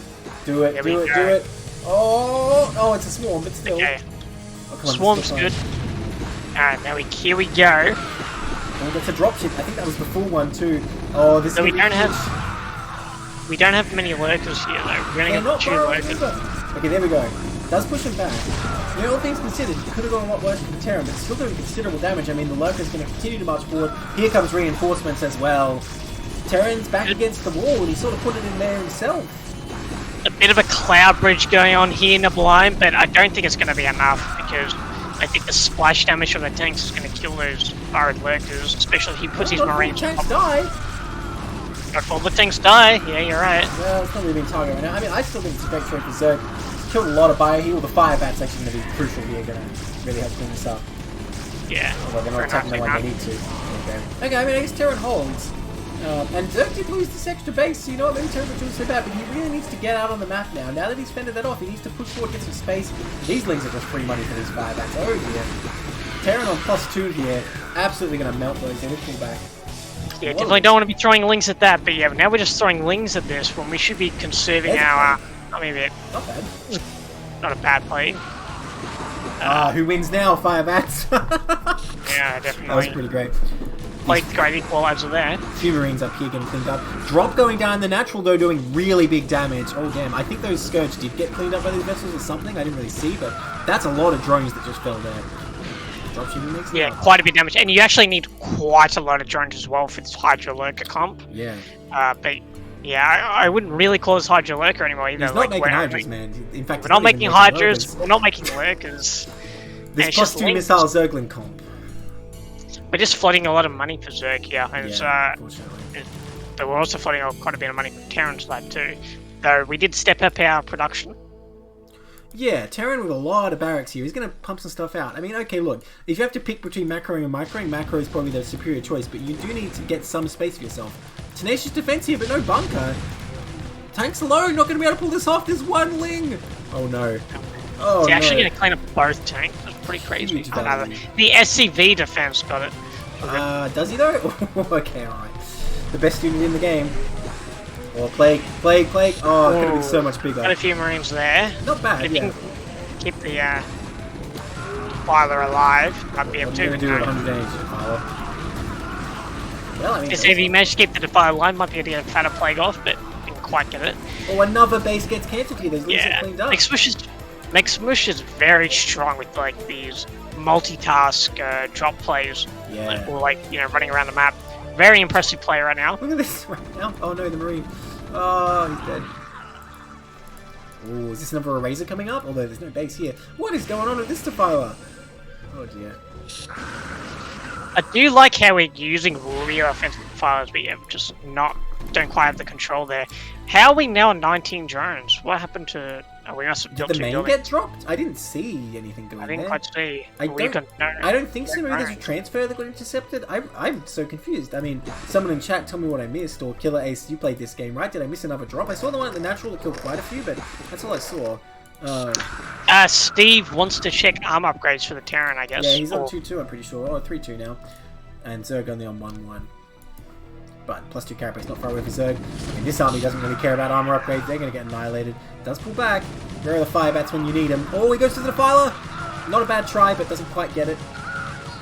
And there we go. There's Carapace being researched. Ultras right now, but yeah, this is I think McSmush could end the game right now if he just like focused his attention, got all his vessels together. Yeah. Rather than just... Ooh, vessels together. Oh, he got one of the Scourge with the Eraser. That's huge. Oh, this is devastating. I mean, these units are here. He can swarm, but I don't think he's going to take out all of that. And there's not many drones left. Maybe the main got Eraser before I didn't realize, because there's nothing here. Yeah, so this is absolutely devastated economy for Zerg. We're still on 3 bases, barely mining. He's not done. Get that Defiler. We just don't have, and then we don't have money for these ultras. Yeah, not much to do with 14 drones. Surely he has money more, right? There you go. Wow, these vessels just went on a rampage. 9 kills, 3 kills, and that Defiler's about to die too. I mean, they will be punished for their crimes, but totally worth it. So yeah, it's just a lot of Zerg army, but this is basically all in from Zerg. Like, I don't see any quality of life after this from Zerg. And with no Defilers, I mean, how are you going to get in here? Oh, there's another one. He has made a lot of Defilers, I'll give him that. There's always a Defiler available. Again, Terran's back against the wall. He's just standing here right in his own natural. So we have the perfect swarms. Well, I mean, I don't know. Or a perfect plague. Yeah, I mean, I really want to see that, right? The swarm. But here we go. Running in with 4 Ultralists. Carapace is finished. But how much damage can these ultras really do? They're getting absolutely shredded, although the Dark Swarm is wanting to blow a little bit. But Siege Tanks do quite a bit of damage. Oh. Wow, yeah, no, that's disaster for the Zerg there. He's redrawing a marginal amount, but really not much going on. Still no 4th, even if he was fully saturated. This situation is still pretty tough for Zerg. With Terran still having a great army, Terran having a very secure 3rd. I think Terran, you know, would be happy with the situation on any day, but with only 16 drones, Zerg is in a terrible position now. Only +2 carapace still when Terran is on 3-3. Very tough. Making a ton of Scourge as well, but unfortunately Scourge don't hit down.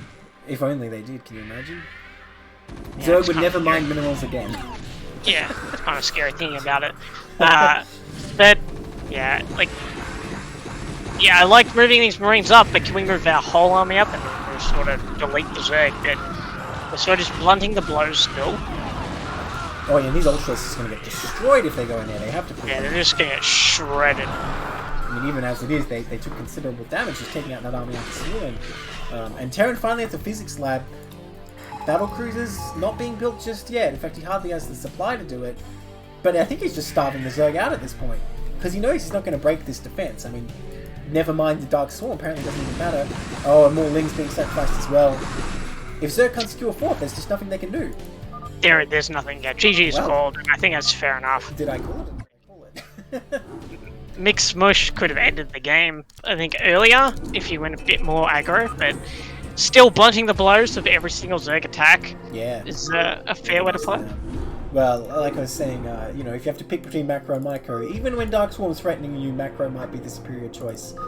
So we're going to move into our last game from Group 32, but we do have a bonus game after that. Alright, let's get started.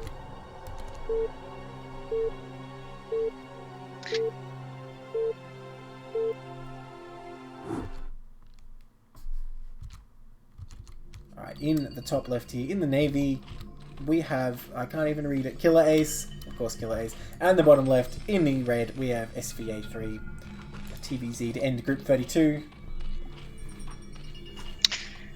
Yeah, let's see how they do. I haven't seen Svar's games, like, I know he's been very busy lately, so I've got no idea what to expect from his TVZ. His TVP, sorry, looked rather, it was a little bit confusing in terms of build order, but like he had like the concepts there, so yeah, for sure. And you know, no plans-wise contact with the enemy, as they say. And you know, looking at the last game, I just say Killer Ace. I feel like the strategy was not quite there. It wasn't that quite coherent. And you know, he had a good attempt to double expand, but after the fourth got cancelled once, never really managed to get it up again, which was really what cost him the game. Because the engagements weren't great, but they weren't bad. If Zerg had a fourth base that whole time, he would have been at least toe-to-toe with Terran, I think.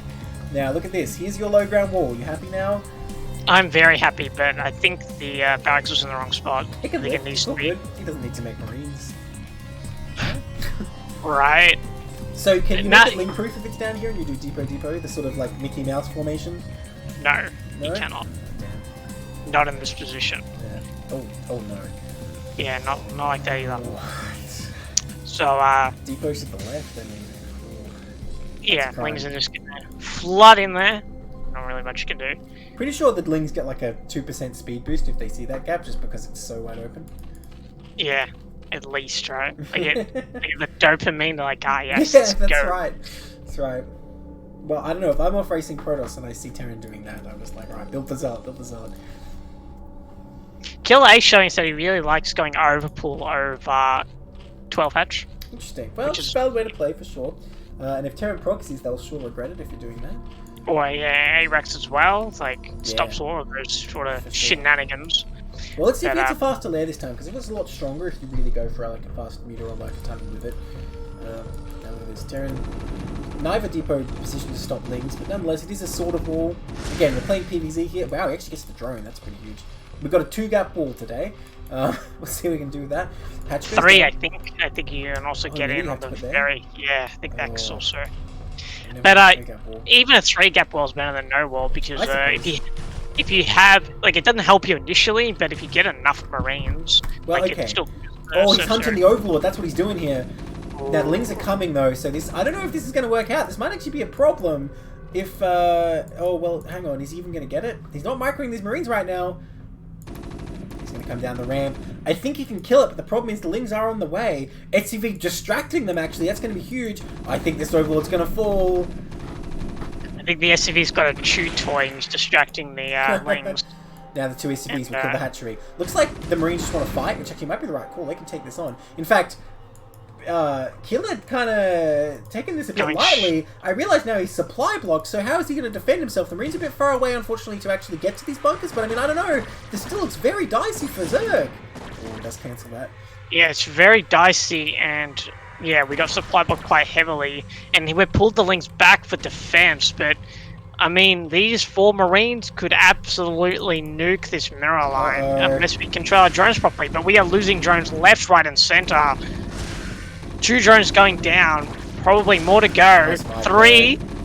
Really nice micro from those Marines. Very nice micro. 4 drones now. 5. Yeah, 6 drones. 4 drones going down. The economy is absolutely devastated. Doesn't really matter if you lose these Marines. Get a nice wall back at home. Cancel the bunker. Cancel the bunker? That was a phenomenal attack from Svar. It was like going in from the Overlord and then absolutely capitalizing on the supply block to do damage. Still really nicely, by the way. So Terran's got plenty of time to do whatever he wants, even getting the bunker behind the wall, and that is a position that's very hard for Zerg to break as long as there's some units to back it up. Even setting another scout, you know, I quite like that in this situation. Just see what Zerg's plan is now. You've killed all Zerg's drones. You're asking, what now, Zerg? So you're going to find out. Yeah, this bunk's going to stop all shenanigans. Bit of a safety bunker there. Probably didn't need it, but... I mean, I like that play, though, when you know you're so ahead. And he sees no lair. You see no lair as Terran here, and you're just like, oh, yeah, no, I got this. CC going down. Well, halfway now. Probably going to add another Rax as well. Yes. Yeah. So our build's a bit delayed, but I think the Zerg's even more delayed. Ooh, I like this play, actually. Because you do a stim timing, but later you just show up with so many Marines. And because he knows there's no lair. He knows he's got time for that. So you can hit with, like, 20 plus Marines and just bust, like, 5 sunks, no problem. Yeah, it's going to be pretty crazy. But, I mean, we still don't see an academy. Or gas, for that matter. Or gas, for that matter, yeah. Well, that's an academy, but what are you going to do with that without gas? Yeah. Does it do anything that doesn't cost gas? I'm trying to think of anything. I don't think there is. Nope. Everything costs gas. Ghosts, fire baths, medics, all the upgrades in the academy require gas. So, combats. That's it. I was going to say, but you need to build a covert ops, but no, that's just for the ghost, my bad. So yeah, bit of a mistake then here. Still hasn't taken it, so that's really going to delay things a lot. That's unfortunate. It would have been a really strong attack if the academy had been better timed or the gas had been better timed. But another Overlord going to die, and that's a loss that Killer can ill afford at this point. Ooh. Just so much damage on Killer's side, man. Like, he is being killed. He's not being a killer, he's being killed. Go over the killer, the killed, I guess. Yeah. Oh well, these lings are not going to be worthwhile. I mean, I don't see how they're going to do anything. They can sort of run by, but yeah, those lings should have been drones. They should not have been lings. Yeah. And running in here, we're just going to get absolutely massacred. Better hold on to them, yep. Well, Zesky, I guess you're right about these low ground walls.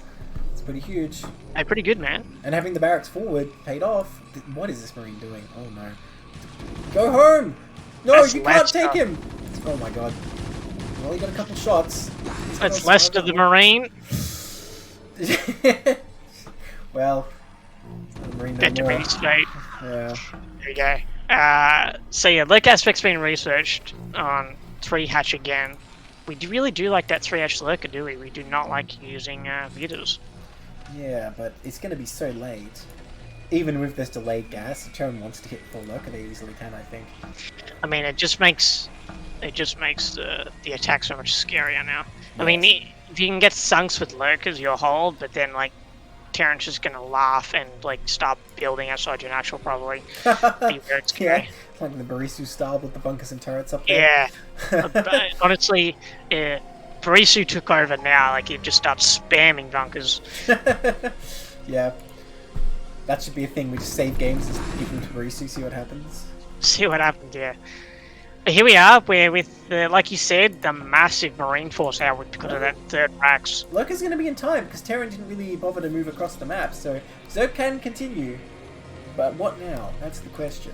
Yeah, what quality of life do you have, man? Like, yeah. Well, hold Terran Lurkers. can camp outside. Hold Lurkers, that's his chance, right? He puts them like here or wherever. Right. Because Terran will probably scan the net to see what's up, see if there's anything there, but if he catches the army, there's always a chance. Although it looks like he's just going to defend. Hold Lurkers is a bit of a gamble. Of course, but you got to gamble when you're in this kind of position. What are these I think so as well. I think you roll the dice and see if you get either Snake Eyes or 2 6s. Pretty much. Alright, so we're going very aggressive, which is probably the Hydra's man's Terran's not going to know what hit him. Oh, I see. He's going to build up the counterattack force. SVA somehow already ready for this? I don't even understand. Actually, this could do a bit of damage because, like, he doesn't have a turret in his main. So if the micro's here for Killer, but SVA knows about it. I mean, that's half that. It's going to be easy, I think, to defend this location. Be careful. This is pretty much a choke point. Oh, he's moving in further. What's he doing? But the Lurker's hardly even burrowed, so it doesn't even matter. I'm just going to go right down. That was. I had a lot of hope, but I had unfortunately, a heart attack watching that, honestly. Yeah, I had a lot of hope for that attack, but these Lurkers nearly finished. We're gonna get 4 of them. Ooh, a lot of Marines going down there. But this isn't the kind of force he needs to counter and kill the Terran, basically. It's not going to be enough. Yeah, he needed those plus the Lurkers he's already lost. Yeah. And really Terran's do already damage. ready again, but I can't believe those Marines didn't block that. Oh, we're getting so close to those Marines. Yeah, and that's probably going to be it. I don't think Zoe can do anything else now. Our counter-attack potential is over, I think. I mean, these Marines are going to get picked off, which is nice.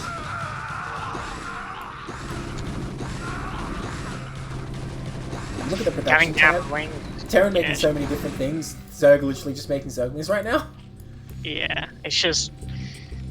There's just not much quality of life here for Zerg.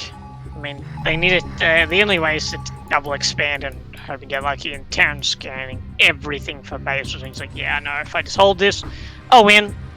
Although I lost quite a few Marines to Lurkers. Yeah, I wouldn't mind seeing more bunkers out here. There you go. Yeah, I want to see some bunkers down as well. It's definitely going to hold against these Lurkers. Tank and Siege is on the way. I mean, as soon as that is out, it's going to be a lot harder to attack the yeah, you could probably push within the vessel even. Yeah. Yeah, this looks a lot like last game actually. Terran's just setting up his tank defense here. Oh, very nice stim forward and pick off just at the moment. Zerg's trying to unburrow. Harry's going to clean up those wings easily. Nicely done there. GG. That game. Good try, Killer. Yeah, it was a nice attempt to come back from a very, very bad position with that early Marine attack. Very impressive how he killed that Overlord and then took advantage of that Zerg couldn't make Ling. That was a really nice move. So that's it for Group 32 games, by the way. But we do have one extra game for you. Now, Group 29, I would have liked to cast the whole group, but unfortunately, not many games are able to be played. It happens, it's pre-season, you know, not everyone has time, everyone's in different time zones. But we are going to salvage one game, just for your enjoyment.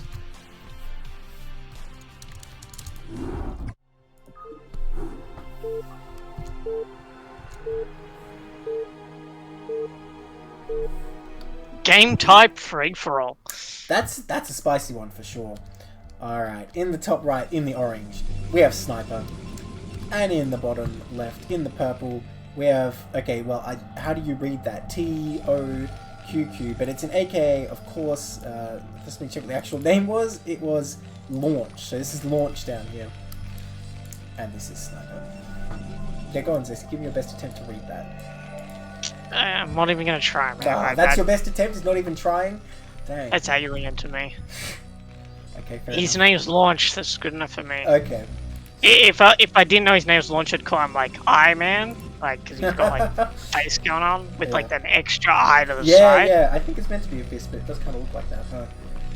Quite disturbing. So we've got a good old TVP to end things tonight. Now. There we go. We wanted gas steals. Yeah, it's still a gas steal. He's totally gonna. Yeah, it's still a gas steal. I gas just thought it was gate maybe, or maybe he's gonna go expand with cannons. I thought it was. For a half second there, I thought the probe stopped and it was going to be double gateway, but no, we're going for the gas steal. I'm still double happy. Double gateway at Nat is a pretty interesting option on this map of all maps. Yeah, that's what I thought. But you're right, why free-for-all? That's a very good one. You know, the difference between free-for-all and melee is, in melee you can ally or share vision if you want to, but in free-for-all you can't. So that's intriguing. It is an interesting decision, but I mean, in the end, doesn't matter. Game's still played. Still going to be a 1v1. Do it, man. Oh, he's not gonna Really? do it. I mean, we got the forward gateway and everything. Like, the stars have aligned. I guess Terran's not going to cancel. I mean, it is a dicey option for Terran to cancel on SUV here. There's no right answer really when this is happening, so that's fair. And if you're confident, I think it's better to... Sorry, you go. It's also a bit dangerous because if it was an optimized, like, mineral boosted Terran, right, you can get a gas on the left side at 138. Oh, okay. So you can get very dicey. And sorry, not on the left side, on the right side. No, the left side, sorry. Ugh, the castle for too long. Yeah. On the right side, you can get it at 136, so... Now, I'm very worried for Terran here because there is no SimCity at all here. It might be even extra bad. Oh, he's gonna get that SCV. Oh my god. Someone stop that probe! Oh, nice! That's actually pretty good for Terran, because that is a big asset for Protoss on the offense. So, very nicely done there. Now, Terran has no SimCity at all. I guess now he has this little hidey hole over here, which is very weird, being all the way in the back here. I mean, look, pros are like, I don't need depot barracks, I'm just going to mark my Marines. Maybe Launch is just a complete pro here and he's just going to easily destroy this Zealot. Guess we'll see. Hopefully. I mean, gonna have to pull the boys and deal with those Zealots, but they ain't gonna be pretty happy. No problem, says Launch. I'm just holding my ramp. Micro, what's that? I just press hold position. Exactly. And we also did an offensive eBay in the yeah, I think it's a nice move for sure. I think it's interesting when the Protoss is taking gas. Uh-oh. Come on, let's see some damage going up. But it didn't do he is damage. missing quite a few. Yeah, he's missing quite a few shots from the Zealots. Run away! Oh my god! No, well, it's still not bad. One Marine for a Zealot, not bad at all. Not bad at all. I'm still a bit confused on how it actually got up the ramp. Like, well, he moved the SCV out of the way. He just moved it. Oh, did he? Yeah. The Zealot came in. And he's like, oh no, and ran away. Which, you know, I guess he values SCV lives more than Marines. Fair enough. I mean, Marines get paid more. Don't they get paid the same? They get paid the same, but conceptually they get paid more, right? Because SCVs are like... Apparently they're all like poor university students, just like me, so... But aren't all the Marines like convicts? They're probably not getting paid at all. Oh, that's true, actually. I think of that. Well, I guess that's why the Marine isn't allowed to die, is to serve as sentence man. Look at this. This is quite sad for the Protoss, really. It's looking pretty good for Terran, the way things are going. We got a second gate. Yeah, this was an interesting... So, yeah, the second gate really delayed. I think if we just got a Goon out, we could have gotten an Nexus out much, much faster, but we just kept making Zealots. Oh no, he doesn't even block it. He just goes in the bunker. Bit of a mistake there, but I probably clean this up without too much pain. Especially without a Goon on the way yet. Oh. Nice micro there, keeping them all alive. Oh, or is he? Couple of Marines going down, but yeah, we got the bunker up. We should have the bunker. That is a bit bothersome because he's going to have to repair this bunker quite a bit. The factory only just coming up, range halfway done. This is going to be a bit of a repairing the bunker situation. You need a more elegant name for that. I mean, what do you call the situation where, you know, you're repairing a bunker and the tank comes out behind it? There has to be some, like, cool, like, in-joke name. Sweating absolute bullets is what I call it. Yeah, okay, fair. All that Goon, he's inching in there. He's waiting for his chance. Yeah, and range is about to finish, so he'll get to play the game where you sit there, macro behind it while the Terran spam clicks. I mean, if Protoss doesn't get a lot done here, I don't know what he's going to do without an expansion. I mean, this is the only way Terran Protoss can really get a bit of extra damage done because his Nexus is not there, and the tank is really slow, but we do have the extra gateway, so we are going to get extra goons to really pelt this bunker, but we'll see. If the Protoss can manage to destroy this bunker, I mean, the game will be very swiftly over. Unless he loses again. Looks pretty solid here. Extra Marines being made. I mean, I think there's 3 in there right now. Oh, there's 4 in there already. I don't know what these Marines are going to accomplish. I guess if the goons dive forward, they'll have a tiny bit of damage, but they don't last very long. But the tank will come out, season on the way. There's a robot on the way with no expansion, but already eBay is being built. So I think Terran should be able to defend against pretty much anything that comes his way. Yeah, so this has got to be a Reaver follow-up, right? It's the only logical thing. You could just get Zealots and just drop in if you don't want to wait. Or it's the elevator, it's the goddamn elevator. It always happens in these gas steal situations, and I've never seen it win a game. Like, not even once. Yeah, I'm not a big fan of the elevator at all. Dude, these Marines, what are they doing? They intimidated them, did you see that? Those goons are like, oh no, the Marines. Fearless convicts, man. Yeah. 10 years off your sentence if you step out there right now. Well, I guess they did get 10 years off their sentence. But he's diving in for the tank! Neblime, but he isn't going for the tank, he's going for the SCVs. And the SCVs blocked from getting the tank, and he lost 2 goons. Absolutely 3 goons. For Protoss. Yeah, not great. That's a lot of the wind out of our sails, and we're getting a shuttle to elevator, like you said. I don't know. Maybe I was hoping for too much. I think a Reaver right now, and you drop it in the main, like, that would be really, really nice. I mean, he could have got turrets though. The thing is, Terran doesn't have turrets, but he could have, so... Because he already built this. Look, this might be... There's a first time for everything. Maybe the elevator will succeed. Bulldog's one thing, elevator quite another. He's making some Zealots, so maybe he will just be dropping on these tanks, and that's a fine play. It's just the shuttling in the goons. Not seen it win a game even one time. Yeah, it's pretty, On it's paper, pretty hard it seems decent, right? But somehow it's just always bad. Yeah, like like when you think about it, it's like, oh, like get the goons and your whole army's in, you skip the bunker and everything, but siege tanks with siege mode are just, they're pretty good. Yeah. And you can pull SCVs to help as well. That's the real reason. I mean, if you didn't have SCVs, if SCVs had no attack, goons would be impossible to do in the early game. But it's totally flipped around. It's impossible to use goons. Now, Protoss got an expansion here against all odds. Against all odds, he's gonna keep this game going. The shuttle's here though. What have we got in it? 2 zealots only. 2 zealots. Zealot bombs. I mean, we don't have a... Yeah, no turret on the ramp, so that tank is gone. Forces the under siege. The goons blocked very nicely by the Sim City though. The bunker gonna do the job, no problem. And 1 tank for 400 minerals, I don't know about that. Oh dear. Wow, the lift. Oh, why did we lift? Just to bait him in. It would have been pretty bad for Protoss if he went in, so I mean, if he went in too, yeah, like you're right, but I wasn't interested in getting more. All plans. Yeah, so Terran knew that would happen. Terran is just in an absolutely fantastic spot, and as we can see, they're getting... honestly, they could have foregone the armory and just went straight for like 5 factories and just won the game. For sure, I think it's a good option when you've dealt with this one base play for so long. You just hit back, and it's going to be hard for us to deal with it. Now, I assume Protoss is going to go for a 3rd here, it looks like, so there'll still certainly be an opportunity. Citadel coming up, as we were talking about, DTs can be useful against a push, even when scan is available, it can still be useful. But it could just be for Zealot legs. Of course, if you just I think it's going to be Zealot leg. I think it's going to be another attempted bust, and I don't think it'll work. No, no way. Especially with Terran going up 4 factories. Terran wants you to attack in this situation. Yeah. Be even less successful than the last attack. Yeah. Each attack worse than the last. I mean, Terran's got a whole bunch of vultures too to stop any Zealots coming in. So yeah, Protoss taking very aggressive stance. Didn't take that 3rd base. Don't know what that probe Wait, did it just go home? Did it leave and then come back? Maybe you right-clicked on the minerals and it mines it in return? I don't know, but he's adding gates instead. Protoss has no observatory. He has, sorry, he has no observers. He has an observatory, but I don't see observers. He's finally building him. Double shuttle. Just getting out of the map though.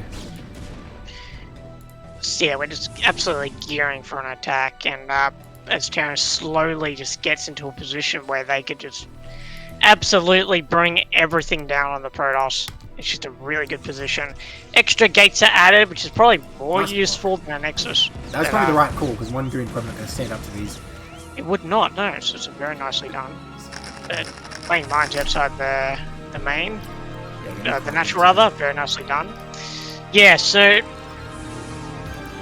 this is just a really difficult position for Protoss, man. Well, as long as these goons are here, they're sort of delaying the Terran army, and there are ramps to contend with. If you can pick off a few units as you come, you might have time to do something. But what is the tech direction? The Temple Archive is done. No DTs have been made. No Storm has been researched, though. What is that Temple Archive doing for Protoss here? No Legs was researched either, by the way. Here we go. Our shuttle with 4 Zealots. I don't think he's going to attack until he gets the other one. I hope he's not going to attack. I mean, I hope he doesn't attack in general, but it does look like he's gearing towards it. We do have Psy Storm on the way now. But we haven't been mining from our 2nd gas, so we're going to have very, very little gas. Well, you don't need that many storms to stop this kind of push. Wow, I didn't even notice that, by the way. I don't know how you saw that. Zesky Eagle Eye. Look, you don't need that many storms to stop this kind of push, but what he does need is time to actually build the Templars, get the energy. Yeah, but like it becomes like a bit like a ZVP, right? You just get so many units that like you run out of storm. True, true. Well, these ramps can be a big asset too. Look, I'm trying to find all the positives for the Protoss. All right, there's still a way. They need all the little W's right now if they're gonna hold this push. Yeah, exactly. I mean, I like this position of the army, although I feel like these shuttles sort of tempt Protoss to commit when he really shouldn't, when he just needs to pull back. I mean, look, so far so good. No, pull back, what are you doing? No! Goons! Oh, no. Mine's in a really good position there, so if the goons run back... Melted. Well, that's a lot of army gone. And we're dropping Zealots, but like, we've got our vultures here, we've got execution zone, honestly. They're just dying, yeah. Templars are on the way, Storm is done. Does he have time to get energy, though? These sad shuttles just limping home, like, oh... We're not bringing anybody back. More greens come out here. There were no survivors, and I don't think there's going to be any survivors after this push, because this these are the Zealots. These are the same Zealots who are just in those shuttles. They'll come back for round 2 as goons. True, that's how it works, like in the lore or whatever. Yes, exactly. So yeah, but there's just no... I just don't see Protoss getting out of this. There's Templars. There's Templars. Yeah, but they only just like hatched. No, listen. It's all part of the plan because now Terran's feeling pretty cocky, right? Like I killed so much stuff. What has Protoss got? I'm just going to aim moving to the natural, and boom! That's when the storms hit him. I would have loved to see some Goliaths added to this army though. Yeah, I mean the Marines do okay though. As you can see, he wasn't really too perturbed by the drops. And Terran taking a third while doing this. I mean, I think Terran could probably double expand behind this. Oh, here we go, Templar. Storm. Oh no, he just dies. He's still got Templar inside the shuttles though. One Storm going down on top of the Vultures, doing a little bit of damage, but yeah, every Goon's dead. And now, there's well, that was brutal. Nothing to buffer the shots for the Templar. Yeah, it's brutal.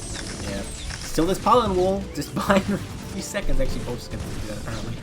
But yeah, look at these tanks. You don't need siege mode now. You got to stay moving in here. Yeah, Terran just needs to like macro a little bit, rally his army, and probably doesn't even do siege. Well, that's satisfying though when you siege like 10 tanks and they have to shoot one building. Boom. Yeah, and everything dies. That's pretty funny. You could probably, yeah, but you could probably just like punk Meridian. GG. Nicely done. Well, that was a brutal game for sure for our last one, but nicely done by not Sniper, sorry, by Launch. Looking pretty strong. I look forward to seeing more of his games. That's going to be it for our match of the week today. Thanks for joining me, Zesky. It's alright, anytime. Alright, well, I don't think there's going to be a match of the week this day next week, but there's probably going to be an EU time zone. Stay posted. There's probably going to be one on Tuesday.